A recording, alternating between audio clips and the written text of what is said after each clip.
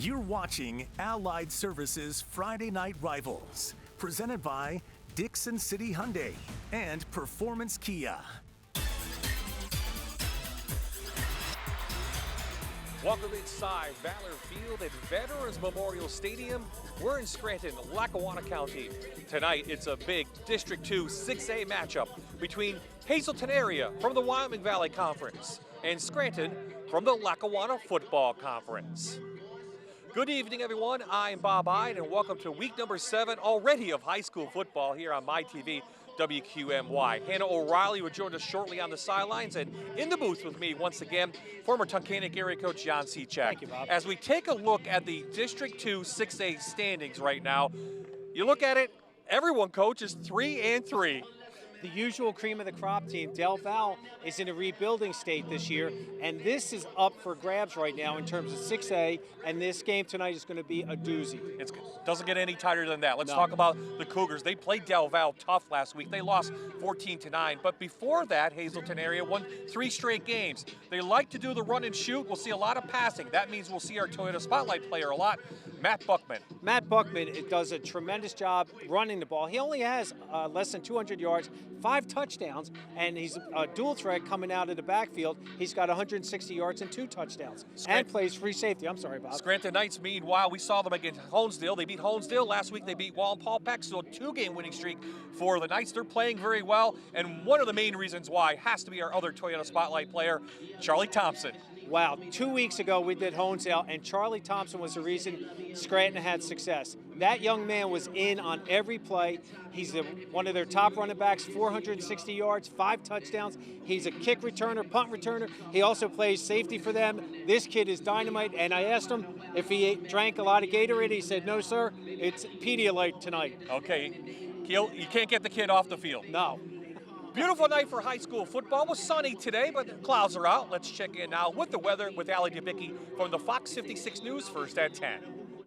Hey there, everybody. We're back with your Friday Night Rivals forecast for Hazleton area at Scranton. Looking great. It will be dry for the most part, with the exception of a late sprinkle. I think we won't really have any problems with that. But check out these temperatures. We are mild. Normally for this time of year, we're in the 40s, low 50s. You can see kickoff temperatures are in the upper 60s, with halftime still holding to near 67. We will have those clouds around, though, as we head throughout game time. We'll talk more about your weekend forecast and what to expect throughout the game coming up, but for now we'll send it over to the field.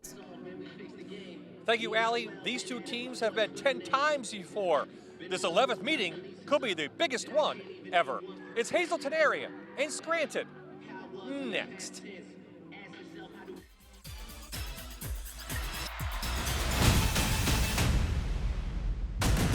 You're watching Allied Services Friday Night Rivals, presented by Dixon City Hyundai and Performance Kia.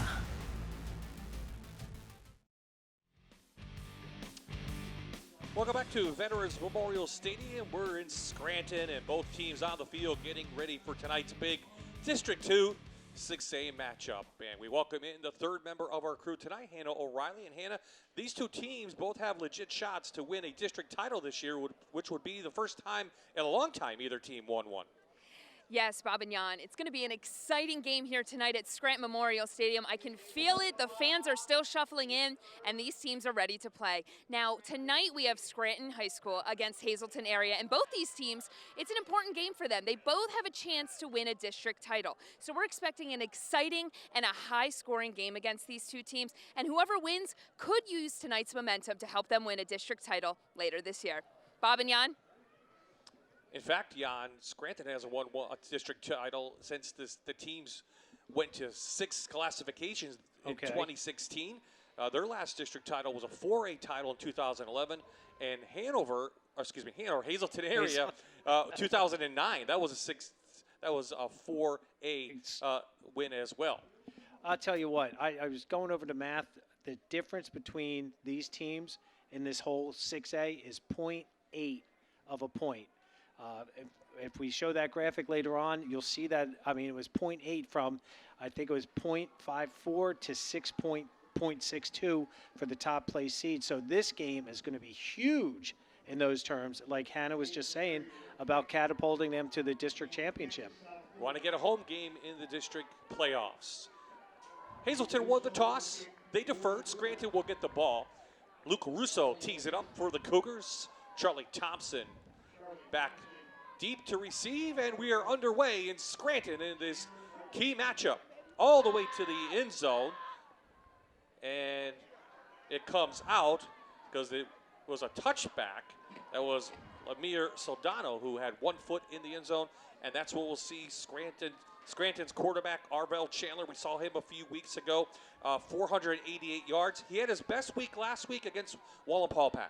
And again, Arvell, if you look at those statistics, you're going to see 1 touchdown, 6 interceptions, and say how, he's not. No, he's a very good quarterback. The rushes, those interceptions that he has, he was getting sacked at the time, going down, trying to make something happen. And this kid is a playmaker, and he's very exciting to watch.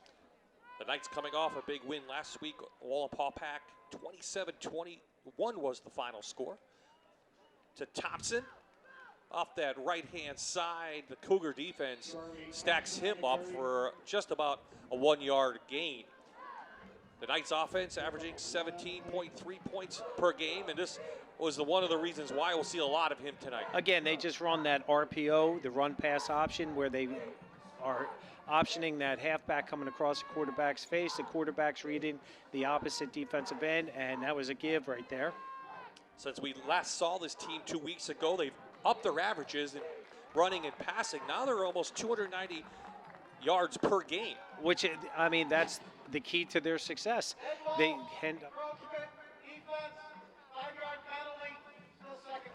There you see our referees tonight. Chris Bonafante in the white hat. Bonda, Lance, Saporito, Baker, and Rupp round out your Lackawanna Football Conference crew up here in Scranton. No huddle offense for Scranton. They'll use a lot of the wristbands to check out what plays are being called from the sidelines. So it's not so much a hurry up as Chandler's going to be taken down in the backfield. Jim Beltry, the junior, is right there. Third down coming up for Scranton. Now let's take a look at the starting lineups brought to you by Dixon City Hyundai for the Knights. Hey, they're healthy. And we'll talk about their offensive line. Thompson and Miller in the backfield. Just talked about Chandler, the wide receiver. Stepney, real good outside back. 12 catches, 189 yards. Might see him at quarterback a little bit. But this offensive line is healthy. Matt Corson's back in. Kareem Jefferson's back in. Sean Norton, though, is still in the middle, leading the way at center. And they average 260 pounds across, which is a really nice problem to have at a high school coach. Chandler being chased. His first pass is outside, and it goes through the hands. I think that's Thompson. Nope, that's Stepney, number 5. In and out of his hand. Here comes the punt team. And you'll see the pressure from number 9 there. Beltry, again, putting pressure on the backside. And when a right-handed quarterback's rolling to his left, that's always a tough throw. That's why that ball was a little bit up. And I'm sure the nerves right now are kicking in on both sides.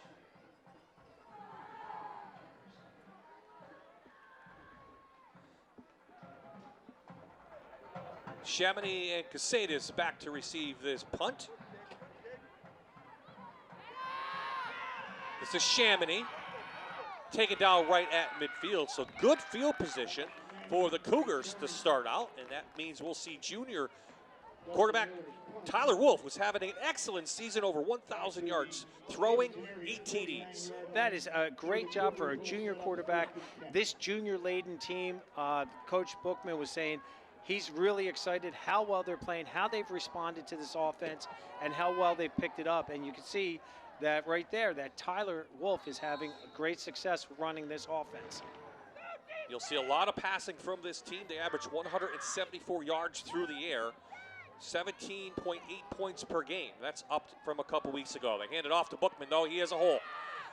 Shoots through for a good gain of about 7 inside Knights territory. You'll see back here, it's just a little power play that they pulled the number 62, Leo Kelly. Was just fireworks. Yep. Those were some fireworks that Bookman just ran on that. Nice job by the Cougars to get themselves second and short. The Knights really need to tighten this defense up that gives up 27 points per game. They'll be tested tonight by this run and shoot. There's the run. Bookman has a figure law first down. Tackled by Thompson, and here now the offense for The Cougars of Hazleton area, brought to you by Dixon City Hyundai. Talked about Wolf and Bookman. Mattias will be the fullback at times, a halfback. Very good outside receivers. Chamonix has 26 catches on the year and 2 touchdowns, and up front doing a nice job. Very junior-lated, just 3 seniors in there on the left-hand side. And they're a little bit smaller than the Scranton Knights in terms. They're averaging 235 pounds across the line. But, Bob, as you said, there's 2 underclassmen on there getting great experience right now to help build this Hazleton Cougar team and possibly into a district championship this year. I think we have a timeout on the field, or Coach Bookman wants to talk something over with the referees. Timeout, Hazleton, first timeout of the half. Well, off the timeout, let's take a look at both coaches tonight. Dennis Bookman, his 2nd season, doing a fantastic job down there. And Steve Shumpers has his team rolling as well. I'll tell you, talking to both coaches, they know how important this game is, and the collegiality between the 2 coaches. They want their teams to win, but you're seeing everybody here right now. They're just talking. They want to make sure, like, Coach, so how'd your practice go? How'd this week go? And I think Coach Bookman right there, he just really, both these coaches, both young, and they're both young in their head coaching time. And the way they're going to be at these helms for quite a bit of time. Coach Bookman played at Hazleton and then spent 9 years under former coach Mike Brennan, who's now at Danville. So a lot of experience there, but he really's brought this run and shoot in, and they're running it, getting better each week. And they had a tough schedule early on. They played Wyoming area to open the year. We know how good they are. And then they played Harrisburg, one of the top 6A teams. They played well against them. They only lost 31-21. But a lot of confidence now after that 3-game winning streak and a tough loss last week to Del Val. This is Speedy Casadis, and Scranton's right there. Shooting in is Charlie Thompson on the tackle. No gain on the play. Well, that's not a surprise that we see Charlie Thompson for the Knights coming in here to break this play up. They go with a deep motion, and I know that coach is setting up right there. He's going to be coming back to the option to that deep motion man. And again, they're just doing a great job, the Knights, reading this, and they're responding very well to the different formations and the motions they're seeing. Well, they come in only averaging 68 yards on the ground as Hazleton, and they haven't passed yet, which is surprising. They're going to establish the run, and then, again, they know that they're going to be able – the Knights know they're going to be passing the ball a lot. Little draw to Bookman. Short gain, 3rd and long now, facing the Cougars.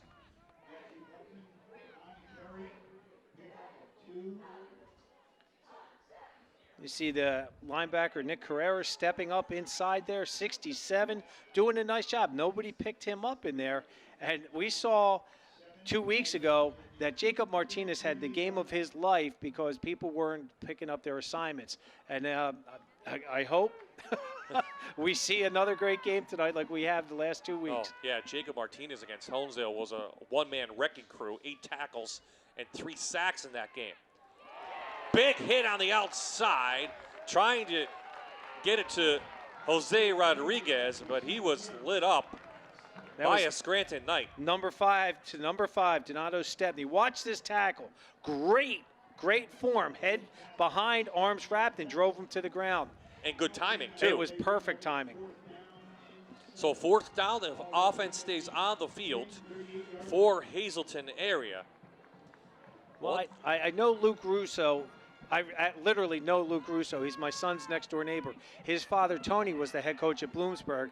He's got a good foot, but again, Coach Bookman right now wants to try to get another first down, keep this drive alive. This will be an NFL record if they try to field goal from here and made it.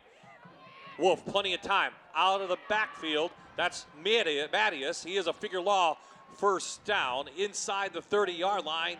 Move the chains for Hazleton area. And you saw on this that their wide receivers, they are stretching the field. They're going vertical. And that was a real nice job getting that out to the fullback, Mattias, to get that most important figure law for first down. 6th catch on the season. First completion of the night for the 5'11", 170-pound junior quarterback, Tyler Wolf.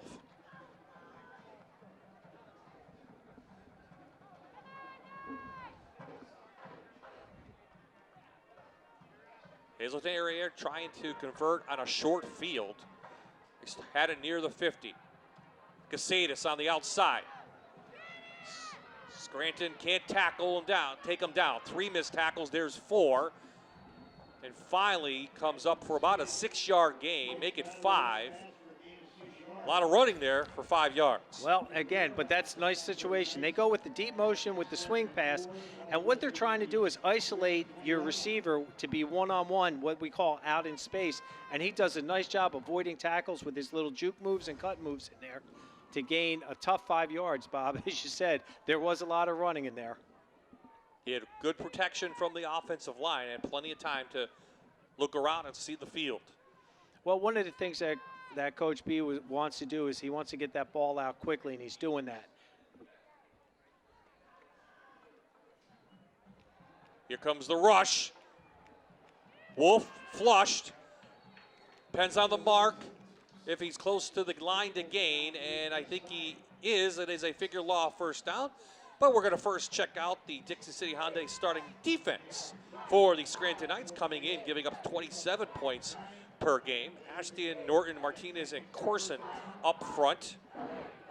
And it'll be Thompson, Correa in there, 18 total tackles for number 52 and Schilling. And 4 backs this week against this run and shoot. The secondary will be tested tonight. Stepney already with a big hit.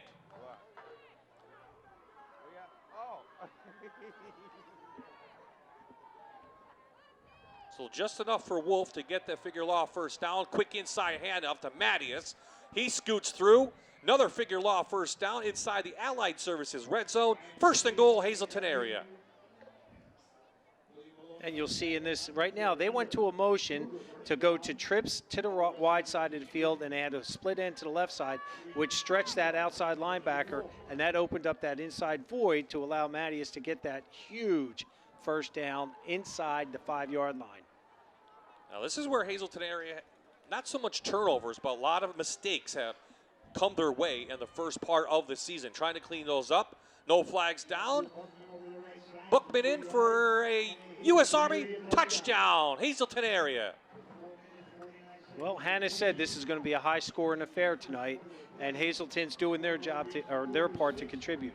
Just watching here, again, they just go with that power play. Number 62, the senior, Leo Kelly, coming around lead blocking, fullbacks kicking out, and again, Buckman just turns it right up in there for a touchdown. Russo on for the PAT.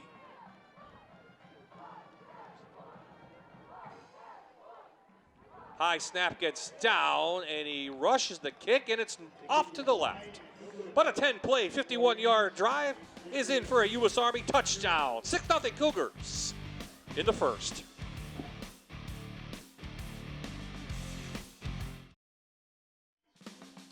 We're back. The Cougars use a short field. They go down for the touchdown. The PAT is no good.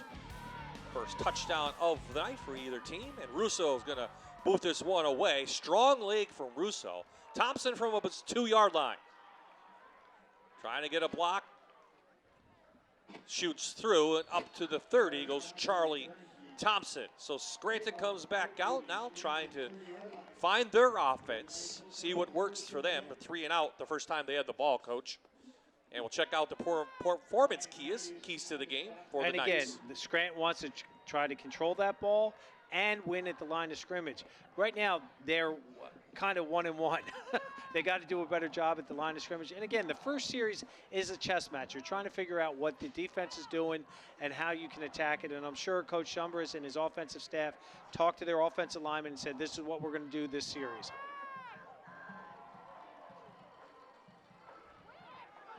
Inside, strong run. There goes Thompson.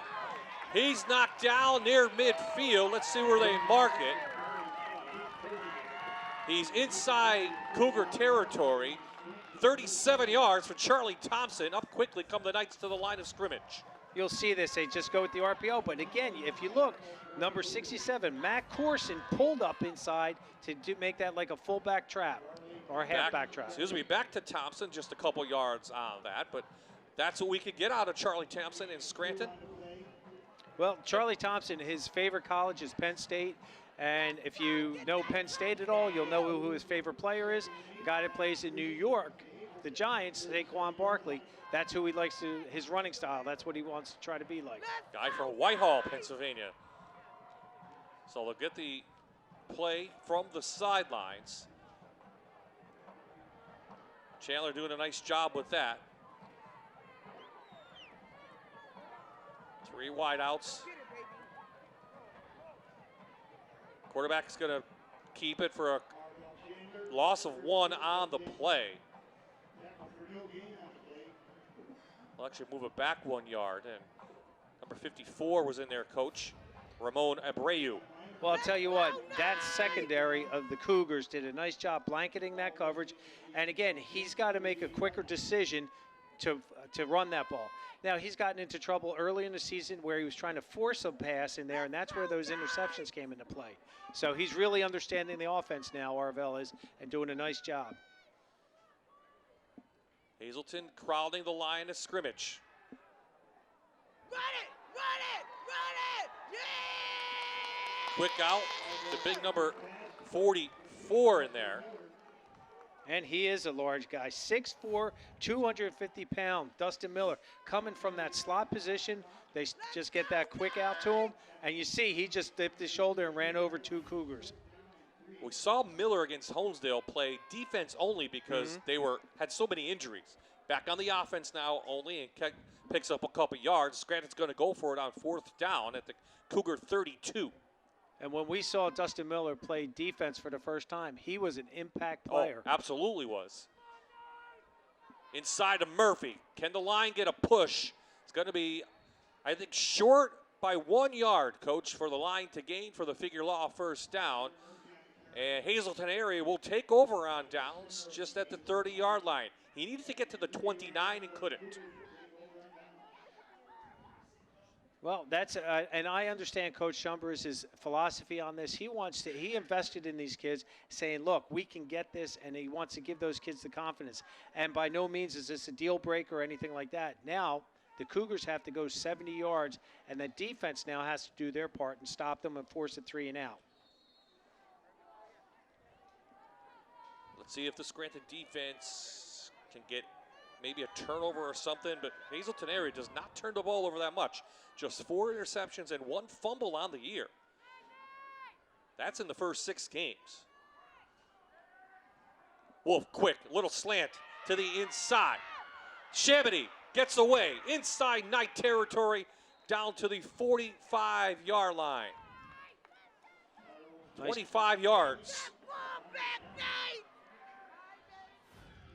One of the hardest passes to defend is the slant pattern, especially when you have your cornerback playing soft coverage, which means that he's not playing really tight on top of his man. And that allowed that to open up, and again, 25-yard gain.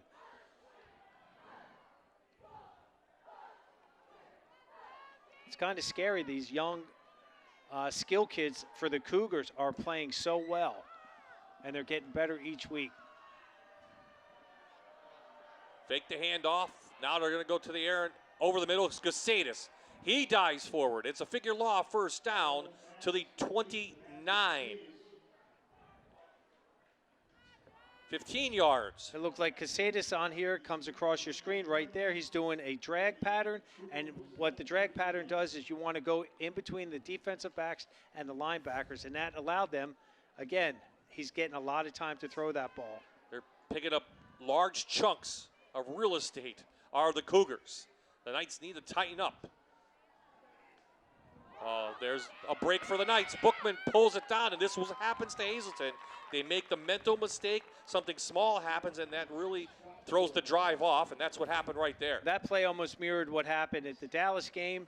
And again, the same thing. Quarterback mishandles, and Bookman's heads up, and he recovers that ball.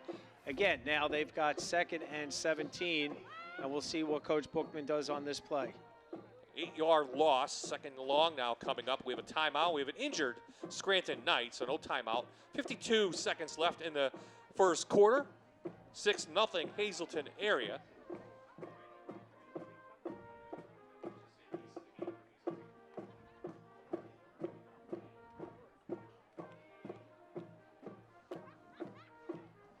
Well, we talked about the Cougars in pregame, how their schedule, when we were talking to Coach, saying that they don't have an easy schedule coming up to end the year. They do not. They'll host Wilkes-Barre at Valley West, probably going to move to that Saturday, and then end the year at Williamsport. So not an easy schedule for the Cougars. Not at all, and all those games are critical in terms of creating that 6A playoff picture.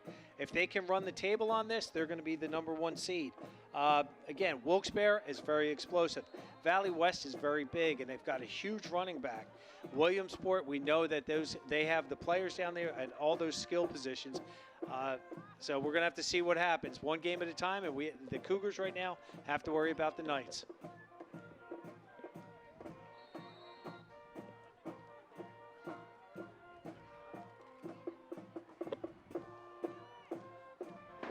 Wolf connects.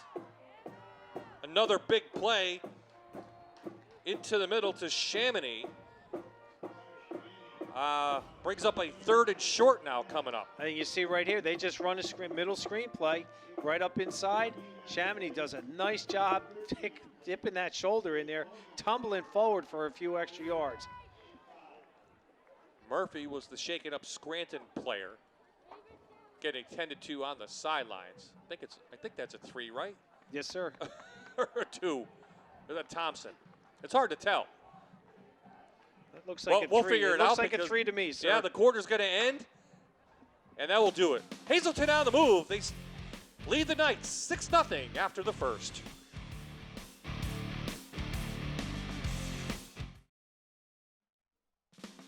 Welcome back to tonight's game. We're going to present to you the CarVision Nissan Scholar Athlete. Each week, the schools get to submit to us one student that not only is a great athlete, but performs well in the classroom as well. At the end of this football season, one of these Scholar Athletes will have the chance to win a $5,000 scholarship. Tonight, we have a senior from Scranton High School and from Hazleton area. We have Sean Norton, who goes to Scranton and plays football and does track and field. Amelia Bredbenner attends Hazleton area and plays field hockey. We want to congratulate both students for being tonight's CarVision Nissan Scholar Athletes, and we wish them both the best of luck with the rest of their senior year. Bob and Jan? Congratulations to both senior Scholar athletes, and good luck to them. On 3rd down, it was a handoff into the middle, and no gain. 4th down now coming up. Jacob Martinez and number 67, Matt Corson, right there. 2 juniors for the Knights to stone that right there at the line of scrimmage. 4th and 5. So the ball's on the 25. It would be like a 40-something yard field goal if they wanted to try it. Probably a little bit out of the range of Russo. So the offense stays on just like the Knights did on their last possession. They're going to go for it on 4th down. We saw them try to stretch the field on that. And I think we're going to get a timeout. That is Bookman is talking to his wide receivers. I don't think they were lined up correctly. Performance key to the game for Hazleton area coach. Right there, create turnovers. That's what Coach Bookman said he wants, and he felt the 3 parts of the game. Normally we talk about offense, defense, special teams. His is trust, love, and commit, and you can see that this team, the Cougars, have done that to each other, to the staff, and to the school.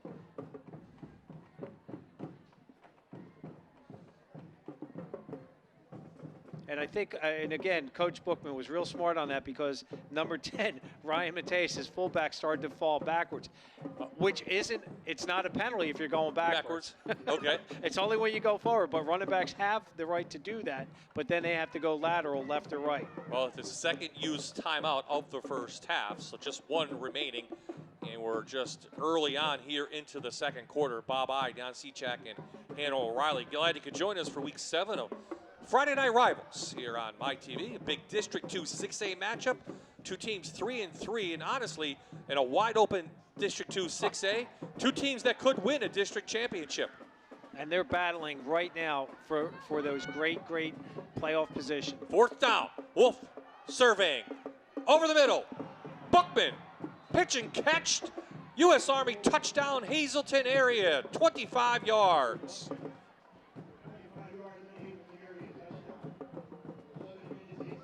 Well, they're exploiting the secondary of the Knights right now. And again, Bookman lined up as a wide receiver. He was in the slot position. He just did a slant pattern off inside or post pattern, and he ended up just beating everybody. He got behind the linebacker in front of just the free safety. And he was on a linebacker, Matt Schilling, and that's the matchup you want if you're Hazleton area. Absolutely. Wolf did a good job to find that. Bookman got separation, and he goes in for the touchdown. Russo's extra point. This one is no good to the left again. So a tough night for Luke Russo. 2 missed PATs, but Hazleton area marches down the field again. They lead 12-0 here in Scranton.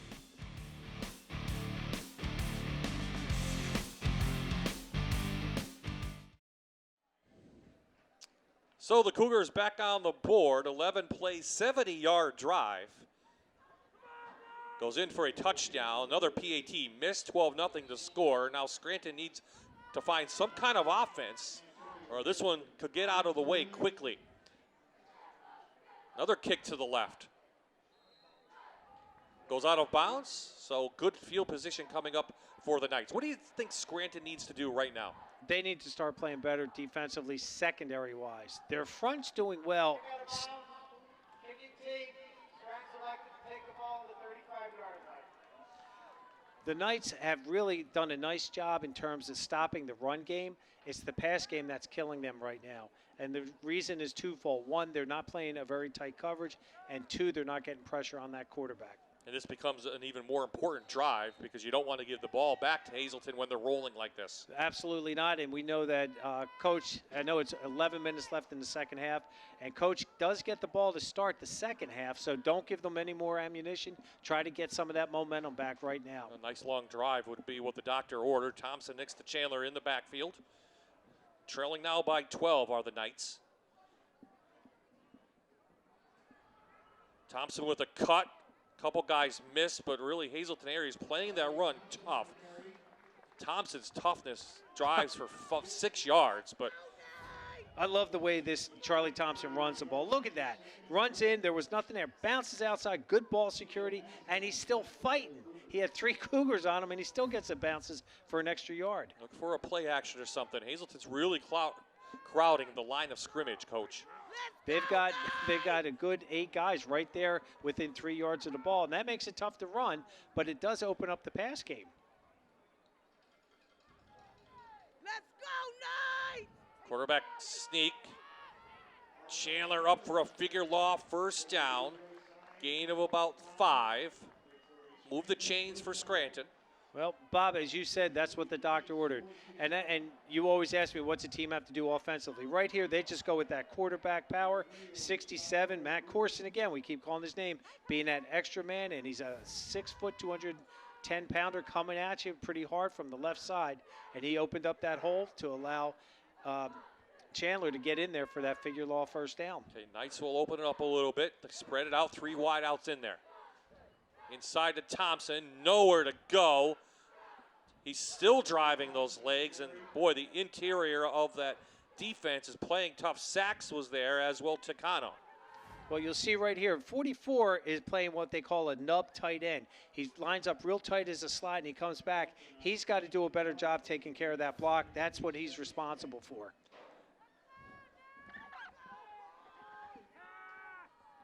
Thompson last week, 209 yards on 20 carries, Coach.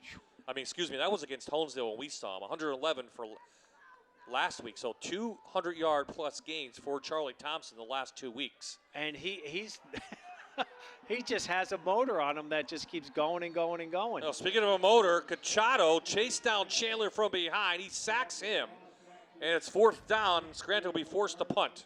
And they just brought pressure from that wide side of the field.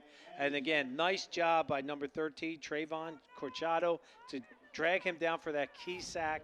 And again, now it's 3rd and 14. Oh, he moved the chains too far. So 2nd sack on the year for Corchado, 11th overall for the Cougars. But 3rd and long now facing Scranton, down 12 in this one. At home on homecoming. And I'm sure Coach Bookman is going to dial up some type of blitz because he knows that Chandler's not the most efficient passer. 4-man front. Cougars expecting the screen, and that's exactly what they get. Great call from the defense of the Cougars. Miller waiting for the screen, but he had a ton of white jerseys around him. They really didn't put any pressure on. The four-man pressure was from their defensive line. It's a screen. He saw it, and again, Chandler smartly throws it down, so it's an incomplete pass. Okay, Ortiz now into punt, 48-yard average on the year. Casadis and Chamonix back to receive the kick. High, long kick. Casadis from his 26. He has speed. He gets to the outside. Casadis down the sideline, tripped up, but an excellent return from Matt Casadis inside Knight territory at the 45 he goes. What a nice job. And right there, just a missed tackle, forces him to the outside. Look at the speed that young man possesses, turns it up, and he gets knocked out of bounds. Bob, as you said, at the 45-yard line, inside Knight territory. So Hazleton trying to add on to this 12-0 lead. Great field position again on Scranton's side. Timeout. Scranton. And I think First time out of the half. Well, Coach Chumbris says, I need to talk to this defense. We need to hold them here. Let's settle down. Let's start playing football Knight's way. Guys, we haven't done a good job showing what we've done, the reason for our success the last few weeks. So let's get back out there and let's start smacking some people and playing better coverage. How about the way Tyler Wolf has been playing against Pittston area this year? He's 21 of 27, 249 yards and 3 touchdowns. Last week, 12 of 21, 2 touchdowns. And for a first-year starting quarterback in a run and shoot, you couldn't ask for anything more. Those are great statistics to have, like Bob, as you said, for a first-year quarterback. He's not afraid to go downtown. He understands the game. He's throwing long, medium, and short passes. And when you have talent out there, it makes your job easier. But more importantly, Bob, those front five are getting the job done, allowing him to be able to have that time. Yes, Scranton on their heels on defense, not expecting. Mattias in the middle, held up by Thompson. He still powers through, and they can't take down number 10. Look at that, he's got 9. 9 yards for Ryan Mattias, the junior. And again, Ryan's only had 5 rushes for 70 yards prior to this, and I like how Coach Bookman and the staff, you know what, they're going to be keying on Matt Bookman the whole time. So they're going to use him as a decoy, and they're letting that Ryan Mattias end up taking control of this game. Kelly Sachs, Pro doing the job in the middle on the offensive line.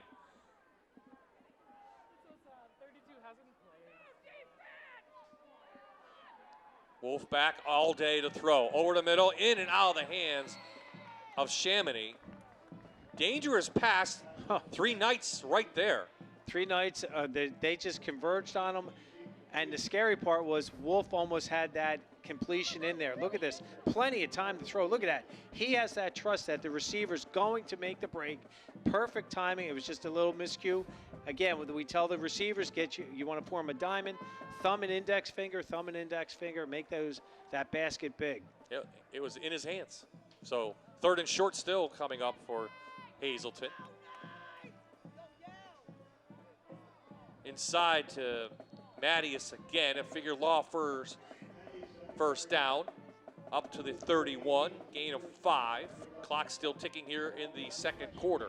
Hazleton's putting the rest of the 6A teams on notice, saying, okay, you want to try to shut Chamonix down? Fine. You want to try to shut Bookman down? Now we have a 3rd weapon in there, and they're using it very successfully this evening. Well, I think the big weapon they're using tonight is the offensive line.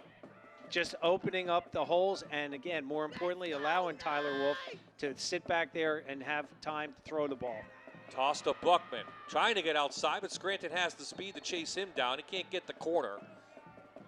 Minimal gain, call it 3. Well, run and shoot is interesting because, again, now they're trying to run the ball. They're trying to quick flip out there to Bookman. And, again, nice job by the Knights converging and stopping for a short 2-yard gain. Soldano makes the tackle, number 21. Came in with 11 tackles on the year and an interception. He's a junior. 2nd down. Big possession for the Knights defense. Want to keep Hazleton off the board. kind of a Statue of Liberty to Bookman. Scranton can't tackle anybody, but a flag comes in. Bookman down the sideline, knocked out of bounds. It will be a figure law first down right now, but this one I feel like might be coming back. Well, the indication where that flag was thrown, it's offensive line, and we know what that means. Again, they just kind of go with that draw play. Bobby was saying Statue of Liberty. Yep, number 56 right there. You can't lay on top of the defender. If he falls down, you got to give him a chance to get up, and if you extend the time down, we'll get the explanation right now. Holding, offense number 56, 10-yard penalty, second down. That was this It was number senior 56, center. Yep, Chris Sachs, as Coach just mentioned. So it backs them up to the 36-yard line. Second and long now, upcoming for Hazleton. Now these have been drive stallers in the first 6 games, these mistakes. Let's see, Hazleton got over that in one of their possessions earlier for a touchdown. Wolfpack, plenty of time. Over the middle, and he's got Casadis. In between 3 Knights, he catches it. He has a nose for the end zone, and he is out of bounds at the 1. A figure law first down inside the Allied Services red zone. A gain of 35. Well, you'll see this. They run what we call 9 stops, which is they're just going to be going with the fades. And you see they just stopped and curled into the dead zone where they're right in between the defenders. And again, what a great effort getting to the outside. Must have just stepped right out in front of the official right there. He had the ball over. We need those pylon cams. Yeah, we're working on well, that. Scranton should get those, right? Flag comes in from the side. Mattias is in. Let's see if it will count, though. I have a feeling. Let's go! We go! Side judge threw the flag, so there was somebody was lined up.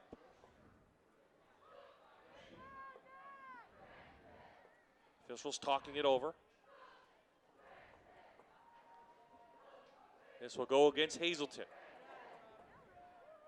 Motion, offense, 5-yard penalty, replay first down.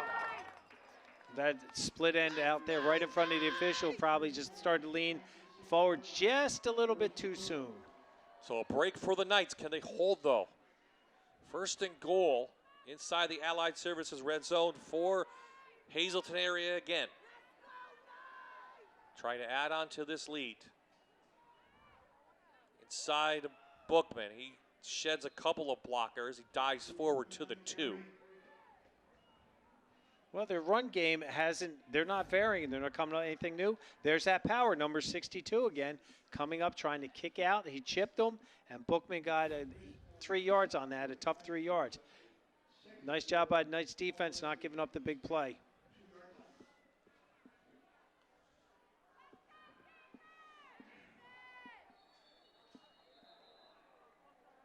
Another flag.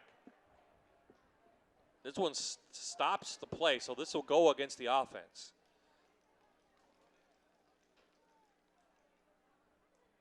These are the mistakes that Coach Bookman talked about this week. They need to Dead cut ball, down. Encroachment, Nope. defense, lined up Nope. in the neutral zone, number 1, half the distance to the goal, second down. My bad. I was going to mention that he went number 1. Harrison went really tight coverage, like he was playing really tight man. He came into the zone to cover that. And again, the officials are right there doing their jobs. And again, trying to keep this game like it's supposed to be played. Scranton sells out on that. Mattias, no gain. Nice job at the interior of that defensive line. So 3rd down and goal, just short, about the 2-yard line. Maybe lost a yard on that. Nope, about the same. Sean Norton and Jacob Martinez, the 2 tackles for them, the 2-3 techniques for the Scranton Knights, did a nice job clogging up that center, allowing nothing to be gained. Here you see it, right at the 1-yard line. Quarterback sneak, no good. The Knights holding as Wolf tried to get in and cannot. No gain. That's very stout defensive line play by the Scranton Knights right now to make sure they've got one more play to do this right now.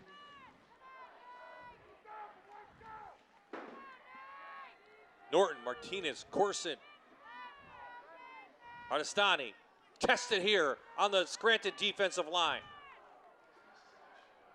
4th down, to the air they go. Little quick in to Chamonix, and he has it for a U.S. Army touchdown. Hazleton area increases their lead. Great chess match right here. You'll see Hairston has good coverage, but again, there was no linebacker there to throw the ball over.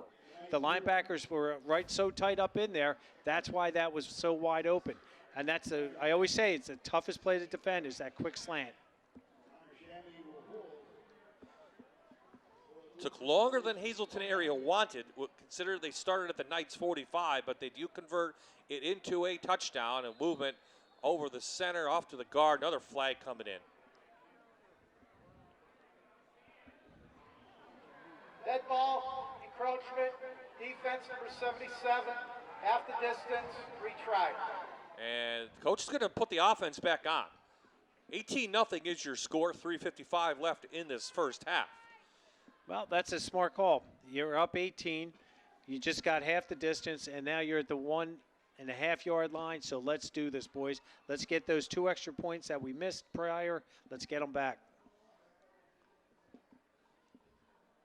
Scranton makes the adjustments. Really, the Scranton offense needs to find some kind of something that's going to work when they get the ball again. Maybe we get a quarterback change. We'll see. The 2-point conversion inside, and Mattias, he waltzes in. The 2-point conversion is good. The lead now 20-0. Hazleton area. Look at it again, Coach. Right in there. Just a real quick, easy stand-up 2-point conversion. They washed that right side of the defensive line down and allowed him to get in there for that 2 points. It's our favorite time. And it's Hannah's last time. It's Hannah's last time. That's not good. Her second to last smile cam. Second to last. One more to go, Hannah. One more after this, thank God. So we're going to make it a good one. Now, Dr. Todd is a dentist located right in 44, and here to show off their own pearly whites are the Scranton High School cheerleaders and the world-famous Knight mascot. Ladies, let's see those smiles.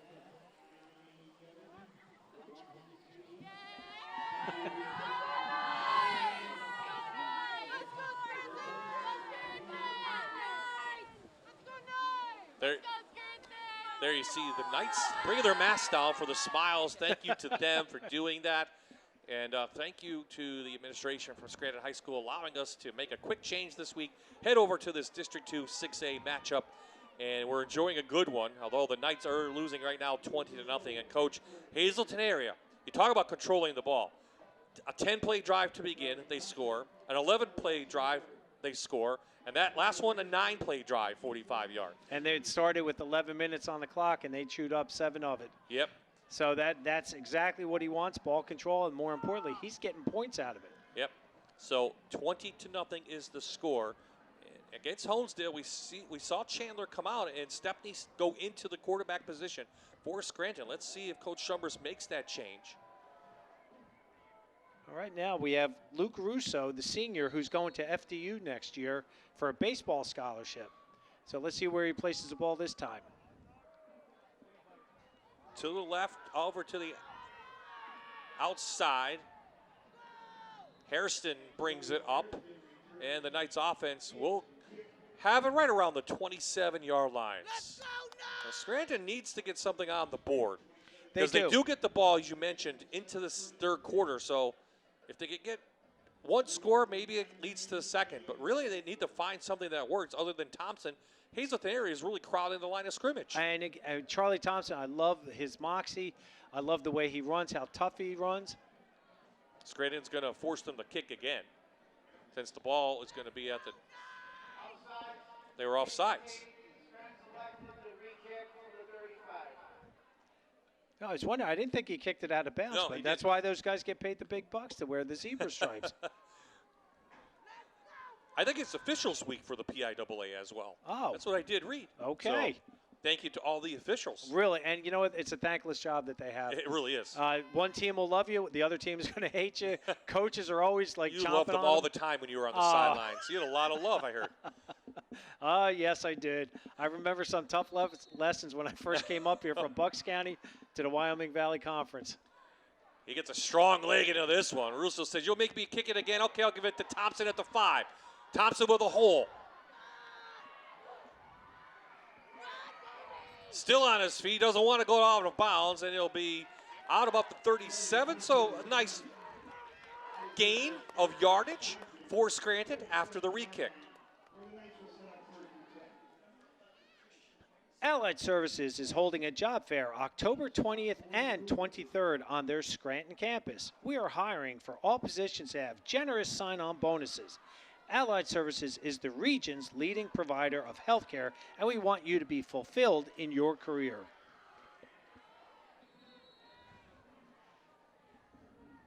So Cougars defense pitching a shutout so far. Chandler's going to try to take it himself, and he gets hit hard. Right at the 40. I didn't see who hit him, but he went down hard. Maybe it was Mattias. That's just, again, quarterback right there. Keep up to the outside. Wow. Nice job. Again, great form tackling. That's what I like seeing. They're doing a nice job. That was Trayvon Corchado. Just does a nice job. We saw that earlier. He just wraps and drives. Scranton has 2 timeouts left in this half.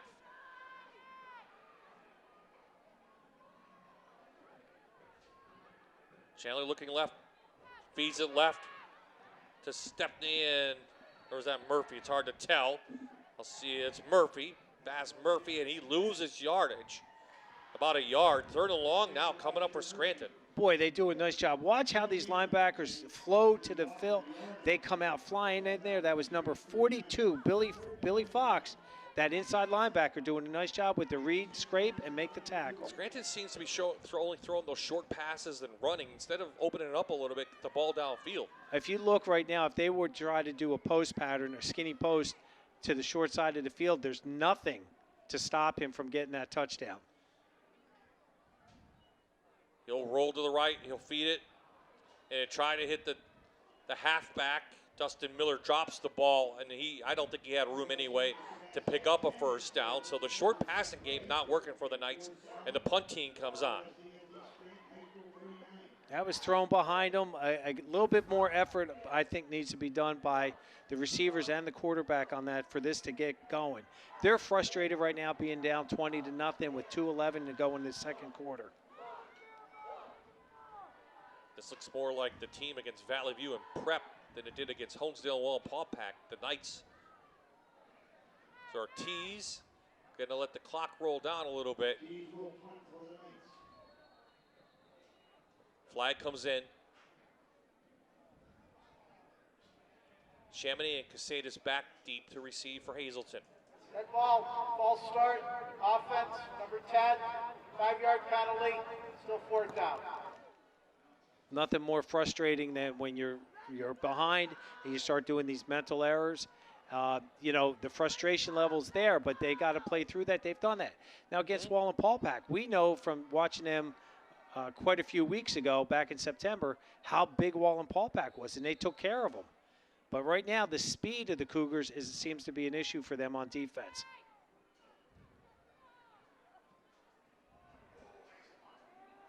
Nice kick to Casadas. He fair catches at the 30. And that's where Hazleton area will start with 2:02 remaining, up 20, and with 1 timeout remaining in this half.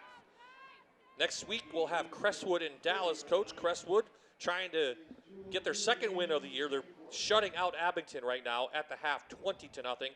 And Dallas is leading Pittston area. I'm sorry to Alex, our camera guy. Pittston area is losing 14-0. So that's a key game for 4A points. For 4A points. And when I was at school today, I was talking to a few of the Tunkhannock players about the PowerPoints, trying to explain it to them and how they're in the thick of things down there in Tigerland. But Dallas controls it right now, right behind Valley View. Well, Delaware Valley leads the District 2 6A as Wolf goes over to the middle, and he connects with Christian Price for the first time tonight. And this is what I was talking about. Now, he does throw over the linebacker right there. What a great pass for Wolf. It was. I think this is coming back, Coach. I mean, Matt Schilling as the inside linebacker did a tremendous job with his coverage, but Wolf is just picking them apart. So this is going to go against the Cougars again for holding, I believe. Yeah, the preliminary call was that. I saw the motion. We'll get the call, and then I'll give you the Delaware Valley score. Offense number 56, 10 yards from the spot of the foul, replay first down. So the other schools in 6A, of course, Delaware Valley leading the standings right now. They're shutting out Williamsport 20-0. Wow. Wilkes-Barre will play tomorrow against Tunkhannock at Lake Lehman. So those valuable 6A points are going to come up big as we head towards this stretch here, the regular season. You want to be 1 or 2, and that means you host a first-round game. So 80-some yards for Hazleton to go if they want to score, and this one goes incomplete. A rare drop from Bookman. Well, they did kind of like a bend. He came from the backfield. He's like going to his left, and he cuts back into the linebacker zone nicely. And that's just okay. He's like, all right, I'm allowed to drop one. I'm a high school footballer. Bob, I was looking at scores when you were talking. Southern Columbia is back to their way, 42-0, second quarter. Over Central Columbia.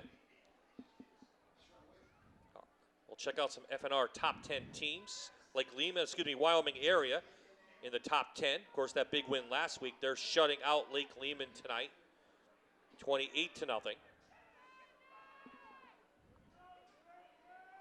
Wolf, they're going to try to set up a screen. Scranton reads it. Great job by Thompson shooting in. No gain on the play. Nice job. I like that. The Knights really, what I really like even more, watch Wolf right there. He tried selling and go to his right, and the play oh, okay, second. Scranton called timeout. Yep. Keep going. So I love Tyler Wolf's fake that time. He went to the right. They were setting the screen up. But more importantly, the Knights did a great job sniffing it out and then stuffing them back there for a loss. Another top 10 team score. North Pocono winning 41-0 over West Scranton. Old Forge shutting out Riverside in the battle over there. 76th time for Riverside and Old Forge going at it. Jersey Shore 31 over Milton, 31-0 over Milton. Second quarter, another top 10 team. North Schuylkill, their big game with Notre Dame Green Pond. They're winning 14-7 in the second quarter. That's a big, huge AAA District 11 matchup. Number 1 and number 2 going at it. Trying to find a Valley View score. Wow. Slugfest at Western Wayne, 32 for Lakeland, 20 for Western Wayne.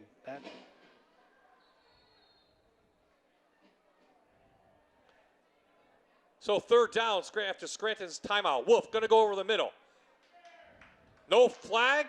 Great defense on the inside from Thompson. It goes incomplete. Stops the clock. 1:35 yet left.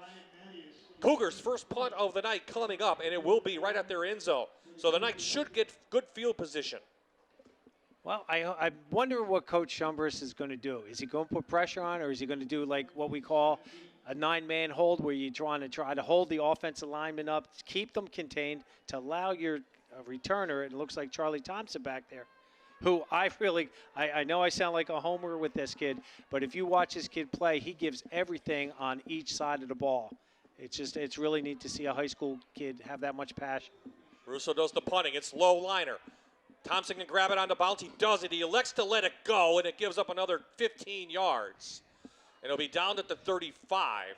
If you're Thompson, should you have run up and gotten that one or catch it on?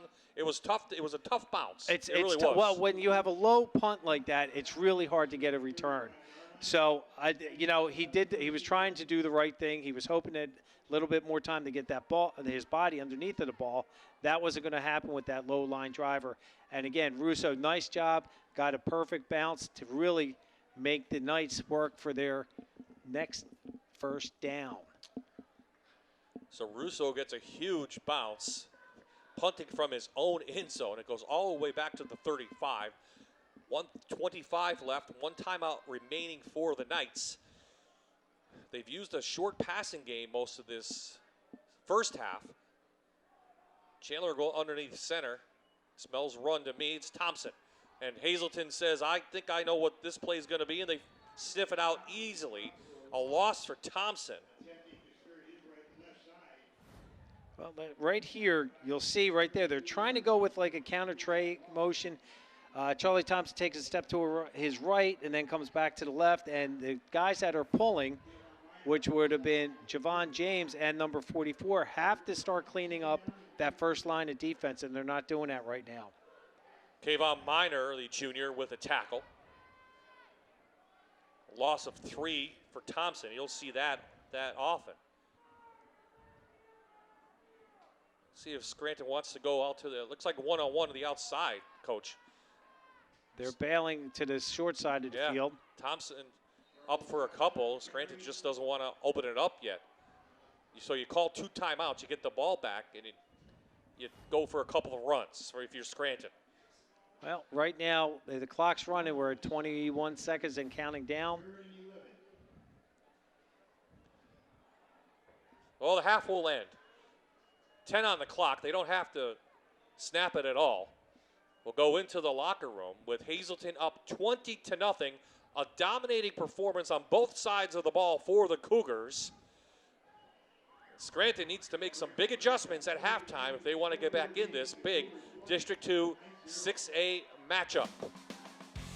Coming up in the Toyota Halftime Report, we'll head to the Fox 56 News First at 10 studios.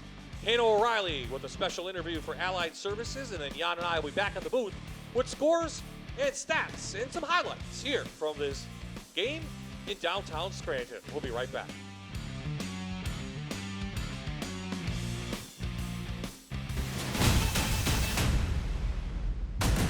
You're watching Allied Services Friday Night Rivals, presented by Dixon City Hyundai and Performance Kia. Welcome back to halftime. I'm joined by Lori Haddock. She's a physical therapist here at Allied Services. Lori, thank you so much for joining me today. Thank you for having me. Now, talk to me about your journey of being a physical therapist at Allied Services. Okay, well, I have been with Allied for 26 years now, and I started off in our main campus outpatient department down at our Hines campus. And I was there for a few years, started making my way up the ladder, and now I am one of the managers of our outpatient centers in Pittston. And now, what does a day of a physical therapist look like? Well, it's kind of different every day, which is one part I like about my job, is no day is the same. We see a lot of different diagnoses, head to toe. We do musculoskeletal injuries, we do shoulders, knees, ankles, hips, ranging from the easiest sprain, strain to post-surgical patients. We also deal with balance issues, we deal with gait issues, we do sports injuries, and strokes as well. So every day is different. You get a little bit of a taste of every single part of the body and get to help people along their journey to getting better. And what would you say is the most rewarding part about being a physical therapist? I would have to say being able to make a difference. Like when you see that person either reach a goal that they said that they didn't think they'd ever be able to do again, or even something as simple as someone coming in and saying, I was able to sleep for the first time last night without pain. Like, it's just rewarding to know that you have an impact on someone, whether it's a huge impact, a small impact. It's just very rewarding to feel that and know that you made a difference in somebody's life. And now, if somebody wanted to join your team, are there spots available? Absolutely. We're always accepting applicants. It doesn't have to be in the therapy department. We're accepting them in every single department. And right now is a great time to apply to Allied. We have a lot of incentives going on, and it's just a wonderful team to be part of. Well, Lori, thank you so much for joining me today. You're welcome. Thanks for having me. And if you would like to find a job at Allied Services, you can go to alliedservices.org/careers. We'll be right back.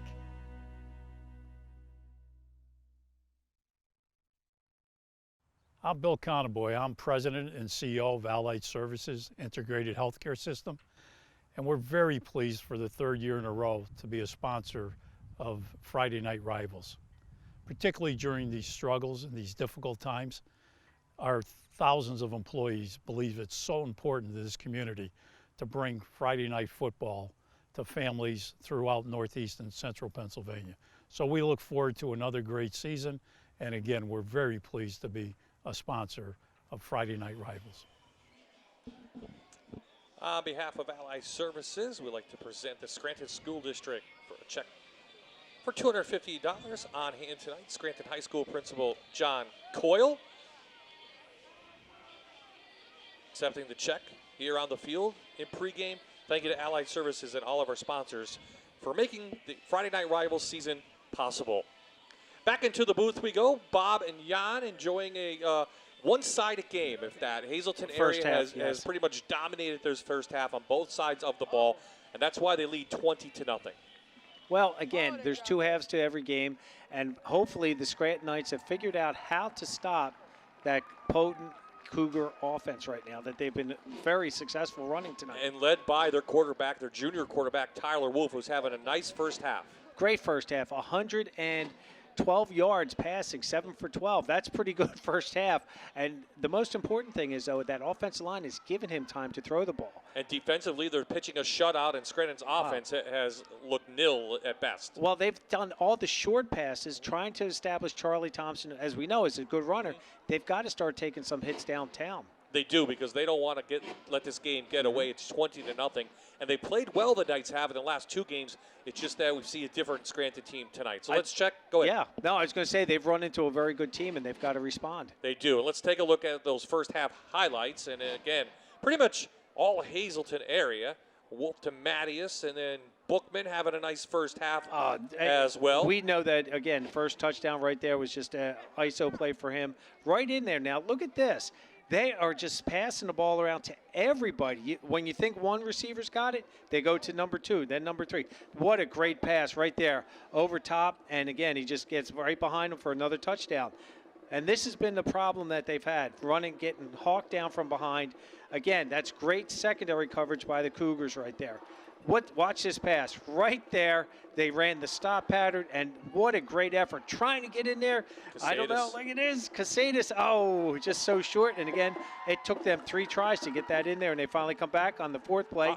A quick slant. I am impressed with Wolf's accuracy as a first-year starting quarterback. When he, one of the ones highlights that we saw, he threw right in between 3 of the Knights, and it was just a miscommunication from a drop ball from the receiver. I mean, he really is getting better and better each week. Okay, has Scranton made those adjustments and going to make those fans cheer in their pink for Breast Cancer Awareness Month? We'll find out coming up after the break. It's the third quarter between the Cougars and the Knights.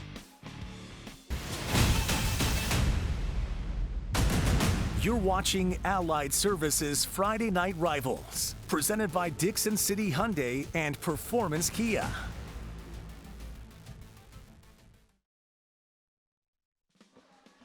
Beautiful night for high school football in downtown Scranton. A nice crowd on hand for homecoming here. Jan Seachak, Bob Ide, and Hannah O'Reilly waiting the second half kickoff, which Scranton will receive. But now let's take a look at our FNR Friday Night Rivals Top 10. You can watch Hannah and I bring you the Top 10 every Tuesday night on the Fox 56 News first at 10. And Coach, not many teams losing in our Top 10 tonight. Valley View easily beating Wallenpaupack, Southern Columbia beating up Central Columbia. Yes, they are. And maybe a surprise with North Schuylkill beating Notre Dame Green Pond now 21-7 in the second half.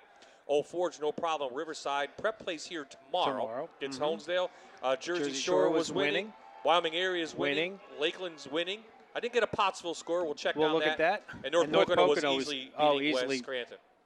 They were taking care of business. I mean, again, all those top 10 teams, Bob, perfect. I mean, we flipped Valley View and Southern Columbia, from the 1 to 2 spot. And again, Southern Columbia is like, oh, really? It was 42-0 there in half. So anyway, let's talk about the Cougars. Lost their starting quarterback, Adam Hawanitz, for the season. He's out. Also, Mimo in the backfield, he's out for the season. Don Mimo is getting the start tonight for the Cougars. And, you have a big offensive line like Valley View does. You'll rely on that as much as you can. But what does the loss of Hawanitz do for Valley View now going the rest of the way? Well, that obviously hurts them tremendously, but they've got that big offensive line, which allows a young quarterback that time to understand and try to make those completions. And Coach Hawanis and the whole entire staff, now they're not scrambling. All they did is, all right, next man up mentality. It's your time. This is what we're going to do. So maybe the offensive plays for this week are going to be minimum, but they're going to keep adding for the next 3 weeks to be successful when they get into that playoff situation. A quick score. Pottsville is beating Wilson 28-0, looking for their 6th win of the season. Let's go to here. Keys to the game for the second half for the Knights. They get the ball. You talk about getting that first possession of the second half underway. I think it's huge tonight for Scranton. Well, the Knights have to, and I said this earlier, their secondary play has been suspect at times.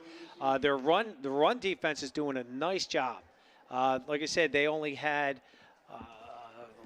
63 yards rushing. The Cougars did, so that's very respectable. But the problem is that they're passing. They're just getting these easy strikes for like 10, 20, 30 yards. So they've got to take care of secondary. And then offensively, they've got to start being more consistent. And Bob, I think they need to start going down for some long passes. Everything's short. Hazleton's got 8 guys in the box. There's nowhere to go with it. Ortiz has it teed up for the second half here in Scranton. Casadis and Chamonix back to receive at their 15. And we're getting this District 2 6A second half underway.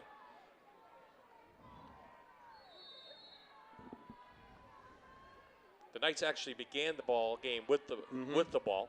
So it is Hazleton area ball and a good kick by Ortiz. So now the defense has to come out and stop this high-powered offense that has just cut apart the Knights defense. So ball comes out to the 20. Let's see if the Knights defense can hold Tyler Wolf down. And this offense, with 20 points on the board, they scored just 9 last week against Delaware Valley, but they felt they left a lot of points out there, and they're making it up for it tonight. They certainly against are. The Knights. And they've had some bugaboos in terms of like a missed snap, and which you've seen week in and week out if you've studied any film on the Cougars. But this week it hasn't been detrimental to them. And I noticed that right now, number 77 is starting at the defensive tackle. That's Packy Rice-Miller in there trying to get some more stout, trying to establish a pass rush. Well, that doesn't help. That is Wolf to a wide open Ryan Mattias for a, 35-yard gain all the way down inside Knight territory to the 35-yard line. Hazleton area is picked up where they left off. What a great job. They rolled the quarterback to the right, and Mateus just gets right in back. That's what I'm saying. Their secondary is not playing smart right now. They've got to start playing tougher and smarter to eliminate those type of long passes. They're playing a cover 3 look from that 4-4 defense.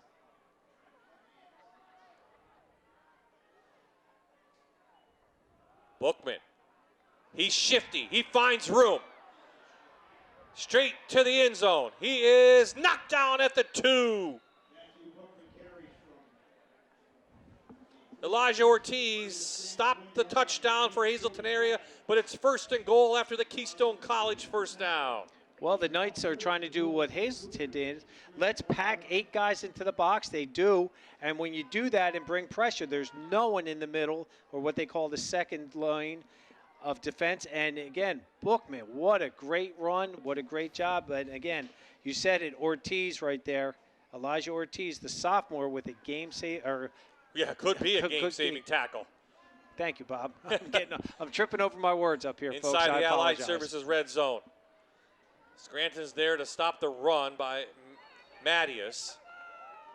Maybe loses 1 yard. And Scranton has played that inside run tough when they've been with their backs against the wall. They are, and you'll see they're going with the fullback dive on that. What they were setting up is the option, and I've seen it the last couple games. They will run an option look. So I'll be interested to see if Coach Bookman decides to go with that right now. Artestani coming in from his defensive end to make the stop. So 2 quick plays has the Cougars knocking on the door one more time here to begin the 3rd quarter, trying to really put this game away. They may get they're going to have to call a timeout. They didn't get the play in fast enough. Coach Bookman trying to just clean up those little mistakes. Well, when you have a young team this is going to occur, and they've had some success. So you have to raise the bar to keep the kids going and pushing in the direction you want them to go, which is try to be the best they can be in 6A. So right here, Two look quick at these. plays. Look at all that time. And again, he got right behind the secondary coverage. Now, again, Charlie Thompson is a linebacker. So you have a linebacker trailing, and then look at Bookman right there. That just opened up like the Red Sea in there. And again, he does a nice job hustling and driving, trying to get that extra yardage. They went 79 yards in 2 plays. Excuse me. And they lost a yard in on the less next than one. 2 minutes. Well, less than 30 seconds almost. Think about it. Yeah. There's not even 10 minutes on the clock. And we're here in the 3rd quarter. Scranton needs a break. They need a fumble. But again, Hazleton area does not commit turnovers. They won't beat themselves like that, but they'll make little mistakes like The holding offsides and offsides. Yeah. Here comes the blitz. Wolf to the outside. Bookman caught. Need to take him down. Scranton does. Holds him up, and another loss of a half a yard near the 5. 3rd down now. We have a couple Nice effort by the Knights right here. You'll see that Buckman swings out, and look at all the black jerseys right there. 1, 2, 3, 4, 5 of them. 6, 7 coming in. 8. Again, that's what coaches want to see, and we do have a Scranton player down. That might be Martinez. I can't tell. I didn't see a number in there, but Scranton. It's the epitome of bend but don't break at this point for Scranton. Hey, we saw that in the first half. 3 plays. They stoned them. They stopped them. And they went to a pass play for the touchdown. Okay, so let's see what we have coming up. Where are we going next week? We're going up to Dallas to see our buddy, Coach Manello. We haven't seen him in a while. No, we haven't spoken with him, and he's been busy trying to get that young Mountaineer team going. And it's a reunion for Ryan Arcangeli, who played for Coach Manello. So we know that rivalry's there. And Crestwood is winning. Dallas is winning. Crestwood really needs to get off the schneid and get back to where we thought they would be this year. Yes. Lackawanna Trail, Mid-Valley. I saw Mid-Valley was winning. Yep. Trail, I think, plays tomorrow. Tomorrow, yeah. Okay. So Trail is leading District 2 AA, Mid-Valley 4th in District 2 3A. We'll check out 4A, excuse me. We'll check out the district standings later on, and then we end the game with hopefully turns into one of the better ones, Prep against Valley View. The top of AAA and top of Quad A right there playing. Right now, and a big Division 2 could come down to that for the Lackawanna Football Conference Championship. And that is Jacob Martinez. It looks like it's possibly shoulder, chest. Hopefully he's all right. He was such a great impact player for these guys for the Knights 2 weeks ago. So after the injury, here comes Hazleton, up 20-0. We're early on here in the 3rd quarter. Down at Valor Field at Veterans Memorial Stadium in Scranton, Pennsylvania. So Bookman will line up behind Wolf. Here's the option, Coach. They get it out to Casadas, and he fumbles. Casadas, he pulls it in. Scranton needs to get him. 3 or 4 missed tackles, and they finally grab him down all the way back at the 21-yard line, and that's where it will be 4th down. So now, again, Hazleton area shoots himself in the foot. Well, right there, Coach Buckman is right now, he's coaching up his quarterback on that because, again, the quarterback's responsible for that. I specifically asked Coach, what do you call this play? And he told us what the formation is and what the motion is, and his deep motion is called orbit, and they came right back to that option play. Here's Russo on now for a field goal. They'll hold it down at the 27-yard line. 37-yard try for Luke Russo. Here's the kick, strong leg, and it is up and no good. Once again, I think wide left, which has been the Achilles heel for Russo tonight. It was definitely long enough. He's just got wasn't the accurate. foot. Yeah, just right now. I'm not sure if maybe the holder tilted the ball. Again, you just got to keep your head down as a kicker, and you're concentrating on that block. Swing through. Yeah, it just went. He just shanked it. From my angle, it looked good, but you see it went just a little bit left. The referee's right there. So a big break for Scranton. They get the ball at the 20. This could be the shot of adrenaline they need to try to gain some of that momentum back and make this a nice, tight game. You know, an offense that really put up big numbers last week against Wall. Paul Pack is being held under 100 right now for the game. So Chandler back in at quarterback. They're going to stick with the run, and this is Murphy, who really doesn't go anywhere.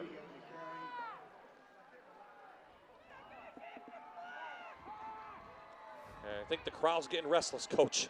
Well, again, number 3 running the ball there for them.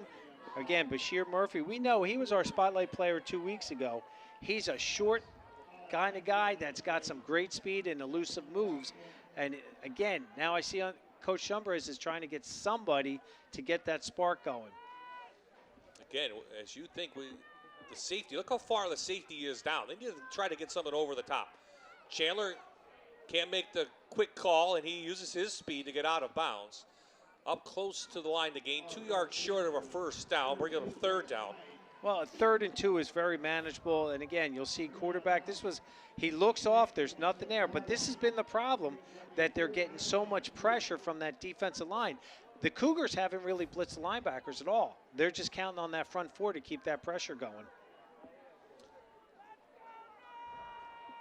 7 guys within 3 yards of the line of scrimmage for the Cougars.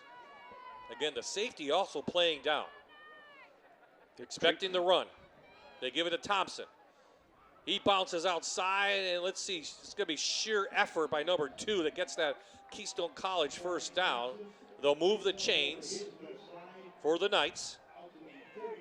Well, I'll tell you what, that time they brought pressure from the 2 inside linebackers. Both A gaps, B gaps, C gaps were covered. You see number 54 come flying in there, trying to make something happen. But again, I just love the style of that running back right there, Charlie Thompson. What a great effort. Keep this drive alive. Can the Knights keep a little momentum going, which they had? Chandler over the middle, and again, all white shirts within 10 yards of the offensive line. Goes incomplete. Well, those are the type of plays. That's a low-risk play right there, and he does a nice job. The ball's the effort's got to be, I think, and it's just my opinion, a little bit more from that wide receiver core for the Knights.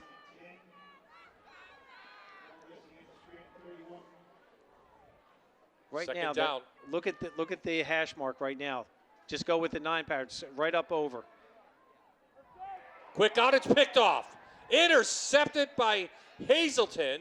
It looked like Mitchell Maston, number 2, he does. His first INT of the season, and Hazleton has the ball inside Knight territory at the 33. Nice job. They're rolling to his right, and he just underthrows the ball. The receiver was there.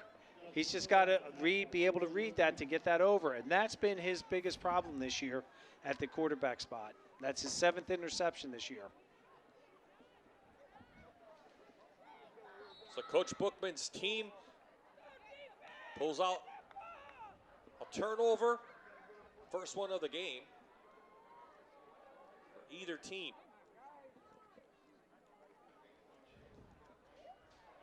4 wideouts, and Wolf just pulls it off the left-hand side. He shoots through up near the 26.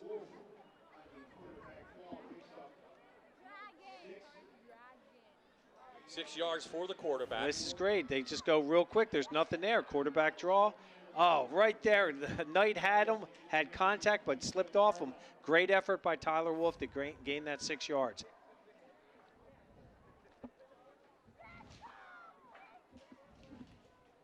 Wolf won't run that much. He did right there. Here comes the blitz. Bookman behind the line of scrimmage. Scranton does a nice job on that, selling out. Loss of 1. That was the inside linebacker, Nick Carrera, the junior coming in, doing a nice job wrapping up. Bookman dropping for a short loss. That's that power play. Number 62, Leo Kelly. Well, Scranton has to take chances defensively.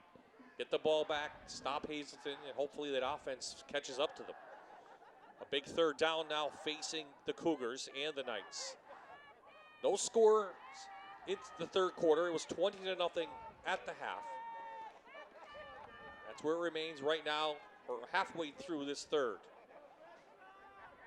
Wolf, blitz, they get him. Scranton with the sack. Just what Dr. Bob ordered right there, baby. Matt Corson with his second sack of the year, and it's a big one. Perfect timing, Bob. As you were saying, this is what they're going to need. Now it's 4th and long. Yep, 4th and call it about 12 yards. The offense for Hazleton stays on. Commit one of your inside linebackers. Let's bring some pressure in there and play some man coverage, tight man coverage on there, so that way they can't let those receivers slip out and try to get that first down. 4 wideouts in for the Cougars. 4-man rush. Playing a They're cover going to go 2 lead. look. Tyler Wolf downfield, and it goes. It's caught. Good. Somehow Christian Price caught it and kept his foot in bounds. There's a discussion on the side, but you're going to see I think they were this is playing a coming back. cover 2 right here. That free safety playing that side right there has got to come over and help out. You have number 5 on an island out there. I think they called it incomplete or penalty.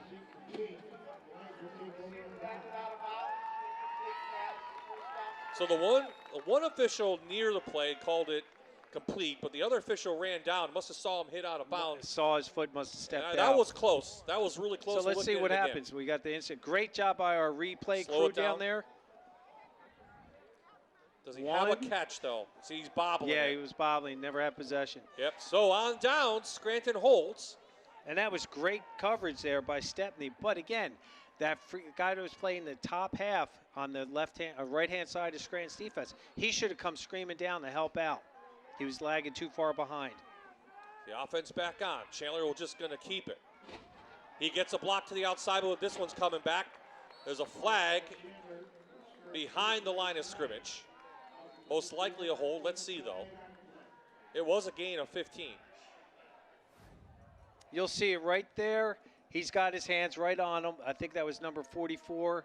And when the defender turns his back and falls, of course, they're going to call that every time. Holding, offense number 44, 10-yard penalty from the spot of the foul, replay first down. Good eyes, coach. Backs them up to the 25 now on first down. So after a positive play, Scranton makes a huge mistake.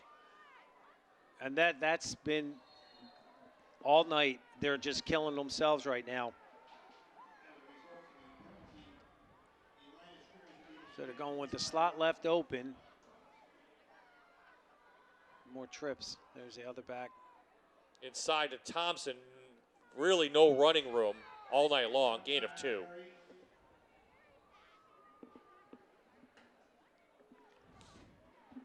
Well, week in and week out, every coach will tell you that the game is won on the offensive line of scrimmage. And right now, the defensive line of the Hazleton Cougars are dominating and making it very difficult for any type of running in there. Well, it doesn't get any easier the next 2 weeks because they're going to go to Delaware Valley and then they're going to go to North Pocono. This is the Scranton Knights. And this becomes a huge game because they'll end the year with Abington right here at home. Chandler going to roll out. He has a lot of room if he wants to run. He does. Just about 3 yards short of the line to gain. So it'll be third down and manageable now for the Knights. Gain of about 10. That was a nice job, a nice block by number 44, Dusty Miller, on this one to get that yardage back. They're trying to go with the slip screen to number 44. Watch him right there. Nice job. He just gets his body right on Buckman and gets that up there into that third and manageable position. Okay, you're down 20-0. 2 downs to get the first here. You've got to, and again, Bob, we said it early in the first half, and to start this, they've got to start hitting downfield, which they have not done. But again, I understand because they're not getting any time. Chandler trying to find it, and I think he's got the Keystone College first down at the 45. It'll stop the clock momentarily. So gain of 3 on that, Coach Chambers' team. Sporting the pink. Yep, quarterback keep all the way. Packy Rissmiller there, the left tackle trying to get out there to lead block. But when you have a speedy quarterback, you're going to outrun your blocking assignments.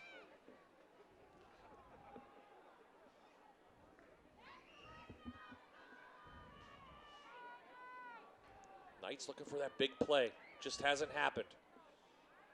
Chandler rolling. Tries to get it over to Miller. I'm not sure he hit his hands. Goes incomplete. Well, that's part of the problem with Chandler right now. Get the ball out now. Get it out. Get it out. He's just waiting a little bit too much, trying to make things happen. Again, you had a wide open fullback in there. Get it to him. And he's a great target, too, being a total of 6'4", 250 pounds. So he would be a force if he had the ball in his hands.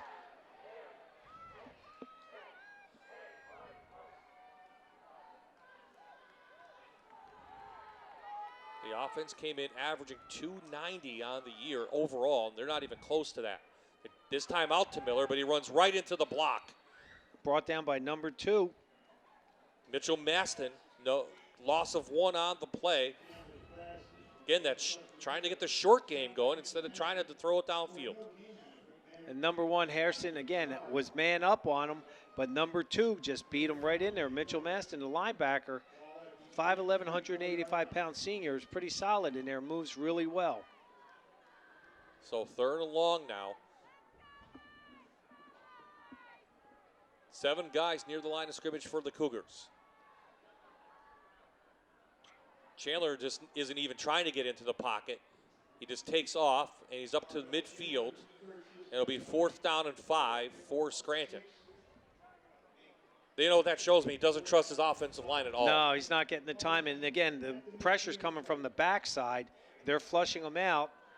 And again, being patient and playing assignment football is number 10, Ryan Mateus, the inside linebacker, dropping to his hook to curl zone, taking that away, and then putting pressure right in the quarterback's face when he rolls to him.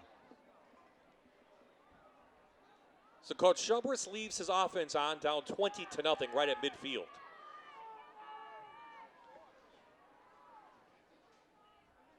Going to roll him out to the left. He is being chased. He pulls it down. Hazleton's there. He lobs it up, and it's caught by big number 44, Dustin Miller. He was just at the line of scrimmage. It is caught, and it is a Keystone College 1st down. What a play. Again, watch the pressure coming. The white shirts are coming from behind him. And he does it. Chandler, I thought, was going to keep it and just out of desperation. And sometimes it's better to be lucky than good. He needed 5. He got 5.4.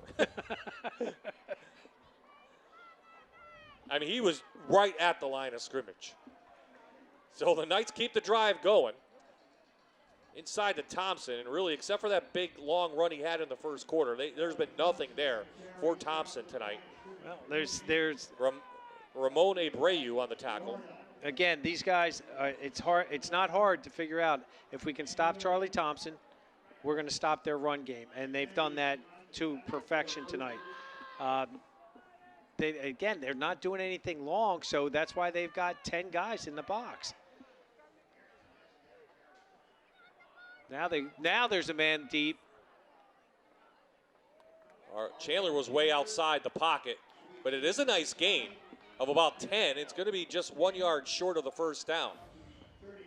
Hairston does a nice job. He's going to come across your screen. He's behind right there. He was all alone, but there's no time to throw the ball. Yeah.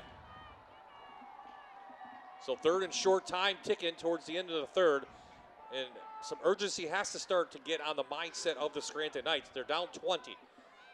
Yes, a touchdown does them good, but you got to score a touchdown pretty quick. You're down 3 scores, so something's got to happen quick. Chandler looking for a block. He gets it. It is a Keystone College 1st down, and they'll stop the clock momentarily. He's up to the 23, a gain of 9. So the best field position inside Cougar territory tonight for Scranton. This is, again, the best drive they've had. Nice job. They run with that quarterback power, which they've done, and he gets a key 1st down to keep the Knights going. Hazleton area is holding a shutout so far, but Scranton's on the move. Can they get on the board? We'll find out after this.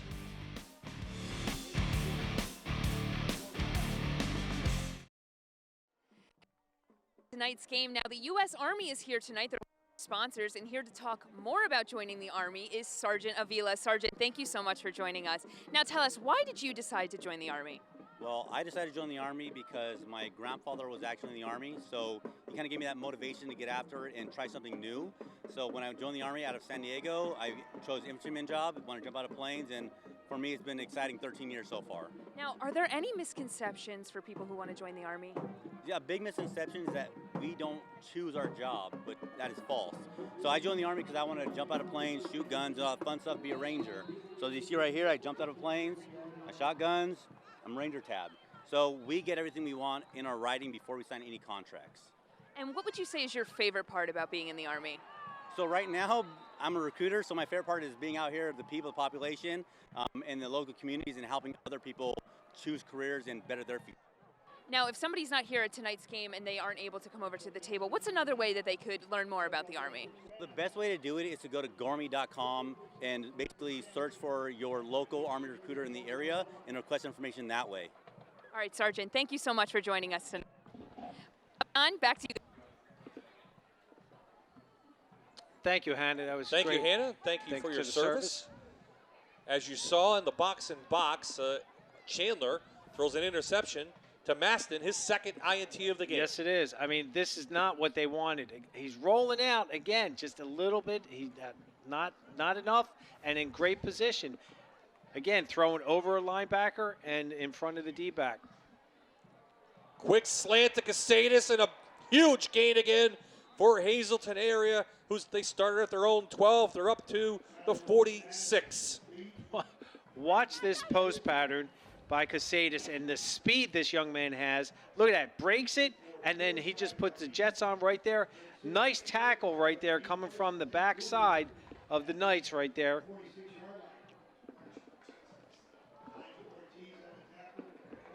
Again, Tyler Wolf is throwing some ropers out there.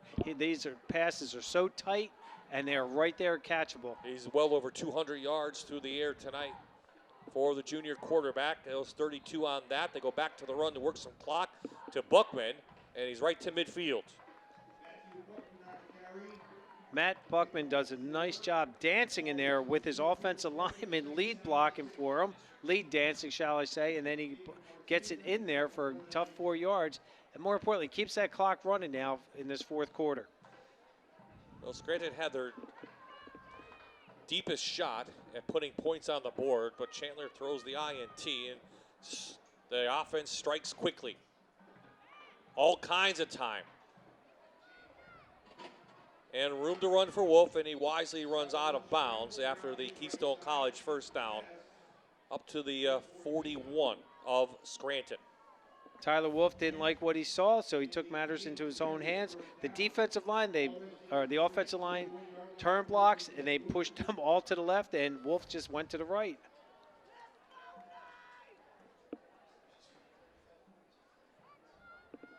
.5'11", 170-pound junior having a great game this evening.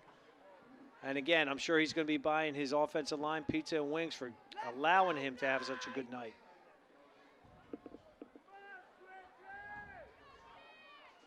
All kinds of movement up front. Scranton comes in with the blitz. They take him down. I don't see any flags, so good job by Thompson on the sack. Charlie Thompson, they just dialed it in at the right time, drops him for a 6-yard loss. Again, there was the gap right there, number 77 coming in unblocked on that play, and that allowed Charlie Thompson to use his athleticism to drop him for a 6-yard loss. Packy Rissmiller. So second and long coming up for the Cougars near midfield. Again, their battle is against the clock right now. Big time, and it's not looking favorable if they don't get a stop right now. All kinds of time. Wolf, nice pass downfield to Chamonix.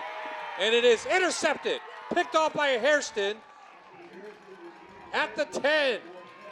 So Scranton's still in it, but again, down 3 scores. 90 yards ago. This coaches will say this is as good as a punt, but there's no reason to have thrown that ball down there. It was double coverage. He's an accurate passer, but you got up 20-0. Let's just keep the ball and let's keep it away from Scranton. could be what the Knights need right now. Let's get a drive. Let's try to get a score in. Onside kick, maybe get the ball back, get another score. And let's see how this goes. Buckle up then, folks. Wolves' 5th interception on the season. It's first of the night. And we're under 10 to play in the game. Again, Chandler doesn't have the time. So as a coach, they're rolling Chandler out, right? But it's hard to throw it long when you're rolling out like that. It is, especially a right-handed. Yeah, when you're moving the pocket to his opposite hand, that's even more difficult. They go to Thompson, and really that's not been there all night. No gain of 1 on the play. You'll see that one man took up, one of the Cougars took up 2 of the Knights' offensive linemen, which allowed the other 4 to come in here. Look at that right there. Number 50 is, Takano. Does a nice job. No one blocked him, and he comes flying in. Big Max Takano. You're right. It's almost like they're waiting for Thompson just to break through, but Hazleton is owning the line of scrimmage. There's really no holes for him to pop through again. Takano, 5'8", 225 pounds. Chandler now in the shotgun. Trying to double reverse, see if that works.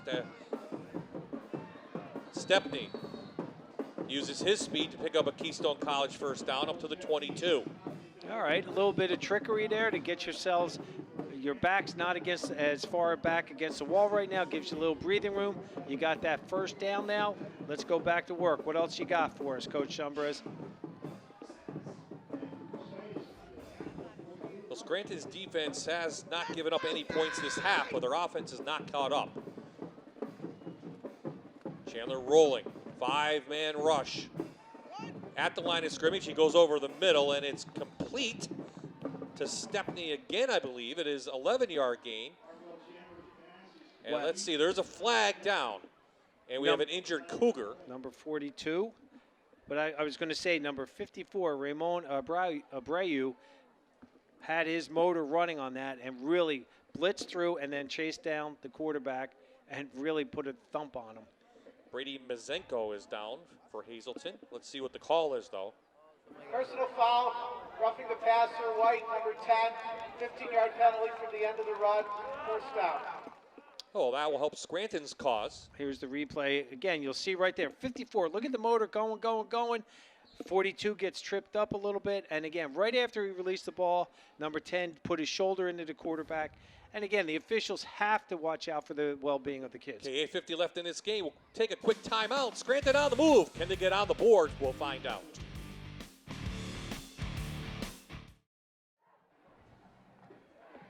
We are back on first down.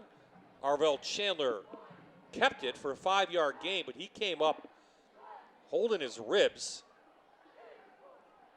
So he is going right to the bench, shaking up on the play. Most likely we'll see Stepney come in at quarterback, number 5.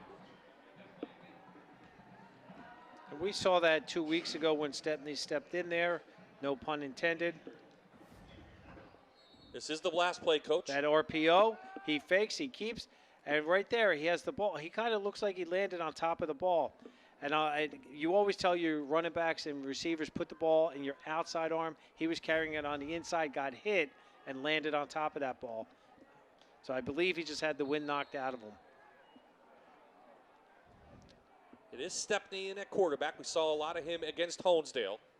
Not really a thrower, but they'll hand it inside to Thompson and really know where to go. Gain of about 3, 3rd and short coming up, but the time is ticking here in the 4th quarter. Time is of the essence. They've got to start getting there, trying to go no huddle. All right, Chandler's back in.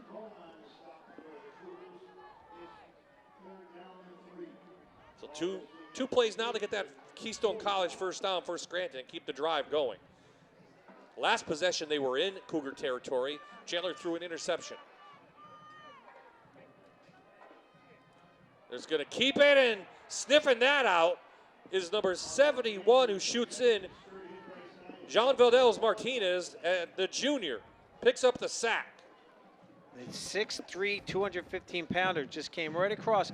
That is number 77's man. That's Packy Rissmiller is pulling, but he's not getting there quick enough, and that's allowing that to happen every time. We saw this just in the third quarter, fourth at the 50-yard line for the Knights. 15 on the clock, play clock. They'll huddle up, but they have 10 seconds to get to the line and get this one off. On fourth down for the Knights, right at midfield. Here comes the big rush. Chandler with time. Can't find anyone open. Runs out of bounds and throws it, and it is caught out of bounds by Stepney. Cougars hold. Great effort by Stepney, try to get that two feet inbounds. Chandler had the time this time, but the secondary had it locked up, so he had a buy time, and he comes out, rolls to his left, right-handed quarterback, throwing it is always tough. That was close. That was real close. You only need one in high school, 1 foot in. I think maybe they bobble the ball a little bit. Probably sure not, the didn't catch. have control. Yeah. So Hazleton wards that comeback attempt from Scranton. And they're just going to take their time, I would imagine, Yep. for each of these plays. Yep, under 10 seconds now. So the number 2 team in District 2 6A, Hazleton, trying to pick up win number 4. Out to a wide open Mattias, and Mattias is up for a Keystone College first down. Gain of almost 25 again. And, you know, when Hazleton completes a pass, it just seems like it's a big chunk. They're huge chunks. Again, he just slips out of the backfield. There's no one, no linebacker dropped the hook to curl, and that's why they're getting those big real estate passes right now. It's just blown coverages. Wolf looks very composed back there.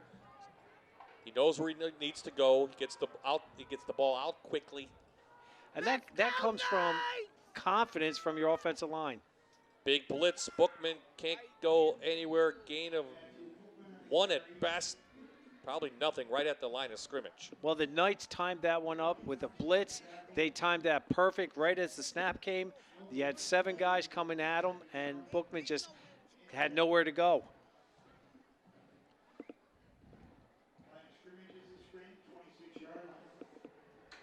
So most of our teams in the top 10 have been winning tonight. So we might not have any change in that. Some big games now with 3 left in the season. Here comes the blitz again. Wolf. Quick to Price, and Price goes in easily. No flags. It's a U.S. Army touchdown for Hazleton area. A 26-yard strike. They're making it look very easy against the Scranton Knight defense. He just comes back, even with a man in his face. These guys are getting open, and that's composure on the quarterback. Knows that pressure's there, steps up and throws another touchdown. Wolf's 3rd of the night through the air. Buckman had the only rushing touchdown for Hazleton in the first quarter. But then it's been all Wolf. Name a receiver, and he's been in the end zone.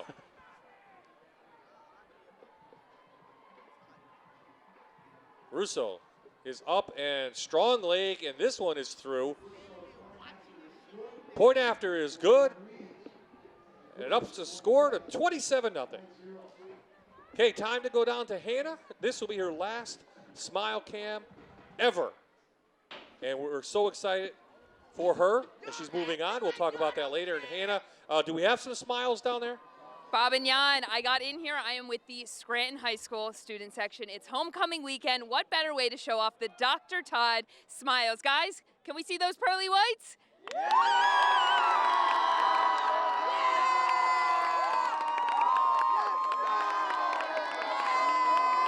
Well, we got them to cheer for something tonight. It wasn't Great a Scranton smiles up touchdown. here. It wasn't a Can't Scranton. beat it. Yep, wasn't a Scranton touchdown.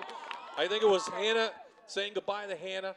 And, you know, good round of applause for her and what she's done here with us on the Friday Night Rivals team. She is moving on to bigger and better things, headed to the Allentown area to be a news reporter. So congratulations to her. We'll talk to her a little about that after the game, the players of the game.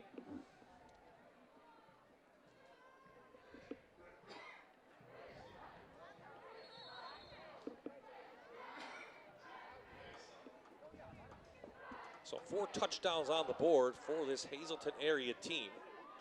And Russo kicks it out of bounds. Let's see what Scranton wants to do.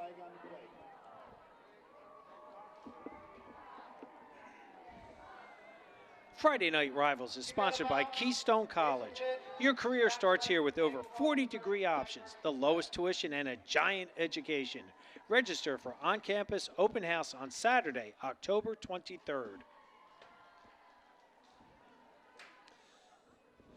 So a big game tomorrow, Coach, on Fox 56 TV. Do you know what that is? No, I don't. Bob, please You tell don't? me. No. You really don't? I really don't. I thought you were kidding. We will have Iowa and Penn State on at 4 o'clock. I've heard of Where those are you teams. going to be? I'm actually in front of the TV. Yeah, I will be listening to the game. Unfortunately, I'm going to be doing some contracting work for my son. Oh, I will be out of town myself, but I will keep an eye on that score. But for those of you in town, you want to What a great tune game. in to Fox Holy 56. smokes. 3 versus 4, Iowa and Penn State on Fox 56. Flag down on that play. Let's see what that is called. Well, you'll see number 1 out here probably gets called for holding because he doesn't do a very good job stalk blocking his man, and that's why the run game to the outside is not working tonight for the Knights.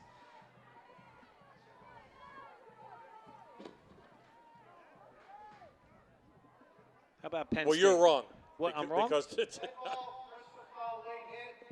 late hit. Defense number 25, 15 yards from the end of the run, first down. That will drive a coach crazy. Kayvon Miner with a late hit call, and Scranton up near the 47-yard line. You were saying?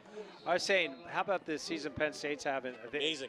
Coach Franklin's done a great job recruiting, and it was amazing watching that game last week, just how like it's become a Las Vegas show, how these guys come out onto the field. Murphy right up 2 yards on the play, but Iowa's defense maybe one of the best in the country right now. In Iowa, that's going to be tough. Again, right here, Bashir Murphy trying to get some yardage short, but the Hawkeyes, I mean, again, that Big Ten team, it's going to be a very exciting game.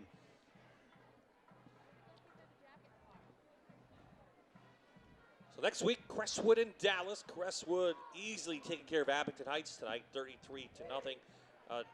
Dallas was winning as well, 21-6 in the fourth quarter for Pittston area, as Murphy shoots through for a Keystone College first down up to the 41 inside Hazleton area territory. We'll see what Crestwood team shows up against Dallas next week. They've been up and down as well. They really, and again, it'll be interesting to talk to Coach Arcangeli about it, because we really thought they were going to be a force to be reckoned with this year, and something must be going on. I haven't spoken to them. So it'll be interesting to find out what exactly happened. We saw 2 quarterbacks last year. Bashir Murphy just squirts right through there. Great effort. Again, they've got it. This is what they should have been doing earlier in the game. Maybe Hazleton at this point is resting a little bit, but they don't want to lose that shutout that they've pitched so hard to maintain.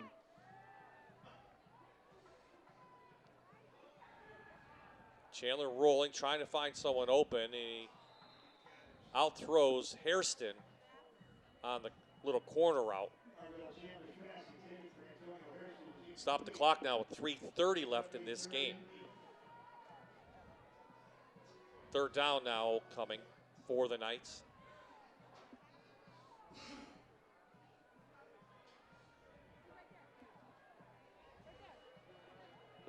Well, they're back on the line quickly, so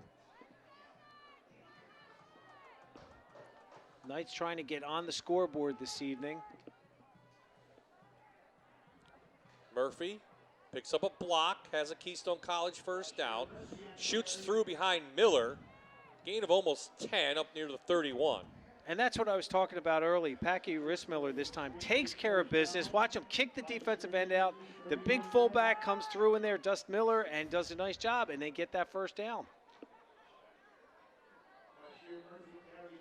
Murphy again, looks like for 9, near the line to gain, just short of a first down.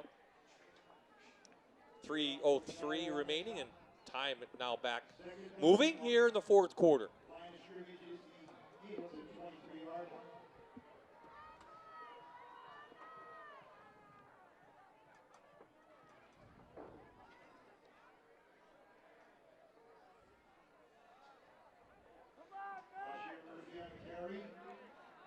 defense there for Hazleton. Now, that time they tried doing the same play now, going to the left-hand side by bringing big old Javon James, the sophomore, 244. Flag down. So this will stop the clock. 2:39 in this game. Hazleton will move to 4-3 on the year. Scranton will drop to 3-4. Hazleton next week. Valley West. Yes. 5-yard face mask penalty, defense number 1, added to the end of the run, first down. Scranton heads to Delaware Valley. You'll see right there, just in there, inadvertent hand right there. You just don't, again, you don't want to be grabbing us at the head at that point in time, especially when your teammate has them wrapped up. Hairston inside the Allied Services red zone. Nowhere to go. Bunch of white jerseys take him down. Really no gain on the play. One thing the Cougars defense has done all this entire game is they've been swarming to the ball, and they're doing a nice job with their tackling. I've seen a lot of where the great head placement, they're driving, wrapping. You'll just see, look at all the white jerseys flowing. Number 4, number 10, 54, 25, 42. And they're all getting in there. And even at the end there, number 50, Maximiliano Tacona. Murphy finds a hole near the 10. He's knocked down. That will bring up 4th down for Scranton inside the Allied Services red zone. Under 2 to play here. Scranton just trying to get some points on the board.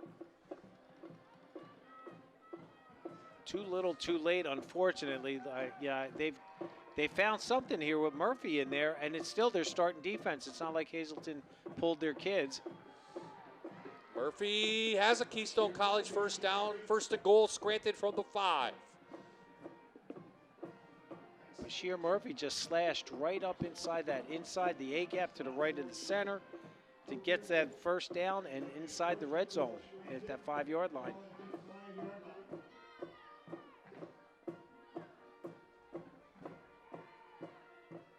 Murphy trying to get outside. Hazleton says, we want to keep that shutout. Brought down by Minor.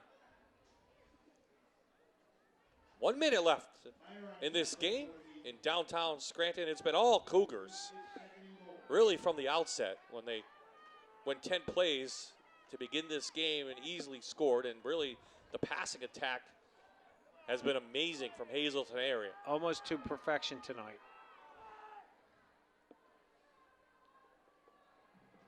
Murphy through the middle, back to the 5.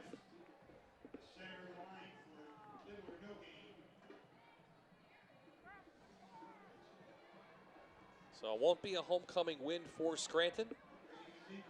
They'll have to regroup heading to the playoffs. A couple more regular season games left. Right now, Delaware Valley and Hazleton, the top 2 teams in 6A going forward. The flag comes in, horse collar probably. 9 seconds left. Well, and they're going to be at Del Val next week, so now they've got to get this, let this game go. I don't know what they could take away from it in terms of what they did well that they could say okay, but they've got to get that offensive threat downtown, downfield going, and I don't think Chandler. Horse collar, white, 54, half the distance to goal, replayed it down. Arvell Chandler just has to have confidence in himself to know that he can do that. So they're going to have to just, I understand why they were doing the quick passes, trying to get that confidence going, but having 9 guys in the box, that will stop that very quickly. Chandler going to dive for the end zone. Do they give it to him? They do. So 1.6 left, and it's a U.S. Army touchdown for Scranton.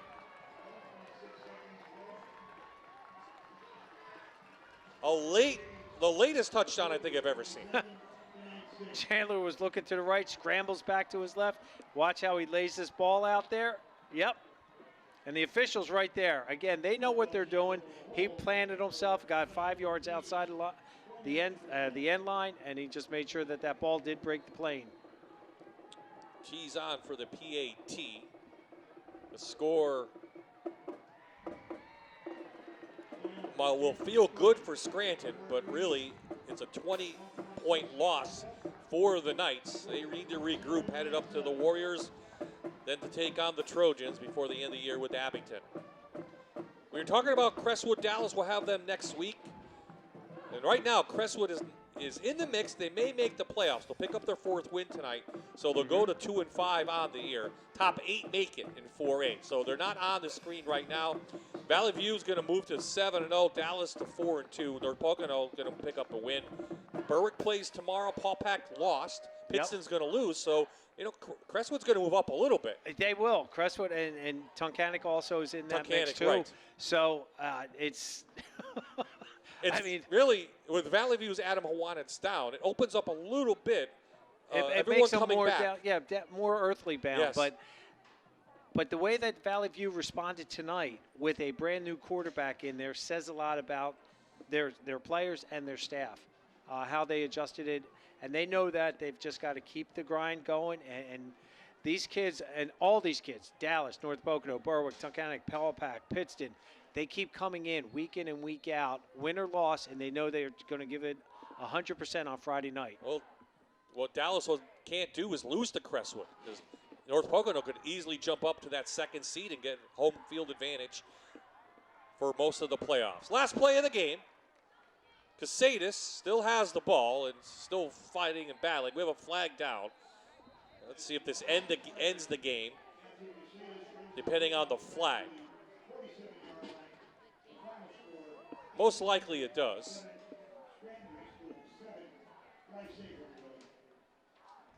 The PA announcer said the game's over, but we still have a flag down. We'll see. Depends what the flag is.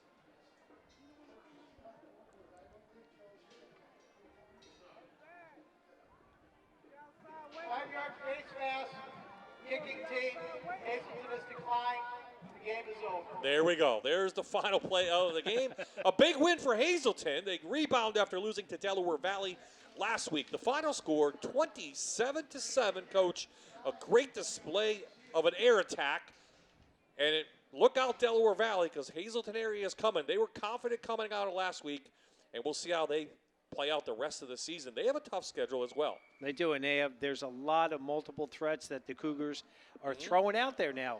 Again, we thought the run game was going to be Bookman, and then today, Mateus stepped it up. They gave him a steady diet of the ball. But really, it's the offensive line, defensive line that control this game.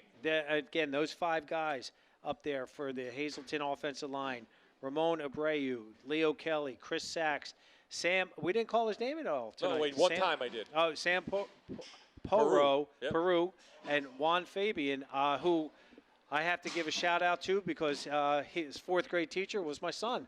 And, okay. And my son told me that Juan really loves football. He was passionate about it back in 4th grade, so that was 8 years ago, and he's doing a nice job for them. Okay, Hannah's going to get our players of the game, brought to you by Allied Services. It will be the quarterback, Tyler Wolf, the running back, Mac Buckman. We're waiting for them to settle down. We'll hand them a FNR trophy as well, and we want to say congratulations to Coach Bookman picking up his 4th win on the year.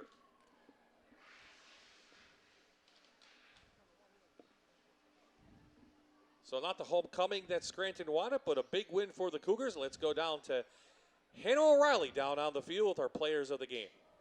Bob, I have Matthew Bookman and Tyler Wolf. They are tonight's Hazleton players of the game. Guys, congratulations. Now, Matthew, incredible game tonight. Big win over Scranton at their home field. How were you guys able to pull that off? Tonight we worked as a team. Everybody fought. We went through a little bit of adversity on offense, defense, but we all came through it, survived it. Everybody worked together. It was an awesome outcome for us. Now it's 27-7. You kicked Scranton off their winning streak. Did you think this is how the game would end up? We had. Honestly, I didn't expect it like this, but we all had confidence coming into the game. We're all working the whole week coming to get a win at the end of the day, and we're able to get it done. We're all proud. Now, Tyler, tonight's win, a big deal for you guys. One step closer to that district title. What would that mean to your team? I mean, it means everything. We worked so hard since January in the off-season in the basement, get that weight training in. I mean, we're family. We gotta bring it home for us. And now, is there anything you guys want to work on before you head into next week's game? You just gotta stick to the script. I mean, line's doing a heck of a job, so we just gotta keep rolling. All right, well, congratulations once again to you guys both. Thank you. Those are our players of the game, Bob. Well, Hannah, we want to say thank you and good luck in the future with your future endeavors. Hannah will be off to WFMZ in the Allentown area as a news reporter. And Hannah, thank you for everything you've done the last 2 years. I know sports isn't your forte, but you did a great job in trying to learn people's names. And, you didn't pretend, but you did a nice job. And we want to say good luck from Jan. Anything? Yes. Good luck, and don't forget us little people. Yeah. I definitely will not. I want to say a big thank you to the Fox 56 sports crew. Without the talented cameramen, audio guys, directors, graphics team, none of this would have been possible. And I want to say thank you for everybody's constant support and helping me make this next jump. And although it is a sad moment, NEPA will always have a special place in my heart. Now, one last time for the books, guys. Bob and Jan, back to you. Thanks to John Gumble for putting up with her for 2 years. Thank you, Hannah. Best of luck. We also want to shout out to welcome back Ernie Mangoni back to our crew doing audio tonight. He has missed some time due to an illness, and we welcome him back. Hopefully we'll see him down the road. And nice job not cutting us off tonight as well from the audio booth. And a great job by our camera people, Coy Wilson up top. Alex Goodman, he was disappointed, pitched the area loss. Jack Maloney on the one camera. And but rest of the whole crew doing a nice job. We'll be on the road again next week up to Dallas, and that's will be our next broadcast Friday night. You'll talk to Coach Manello. Yes. You used to coach with him, yes, and I'm sure he'll be ready for that game against his former player Ryan Arcangeli against the Crestwood And Comets. you know what he's going to say. It's time to put your big boy pants on. And on that, we're going to end the game. Thank you to the Fox 56 sports crew. Great job tonight. The final score against Hazleton with their 4th win on the year. It's a big one over Scranton. 27-7 for Hannah. For Jan, this is Bob Ide saying so long from downtown in the Electric City.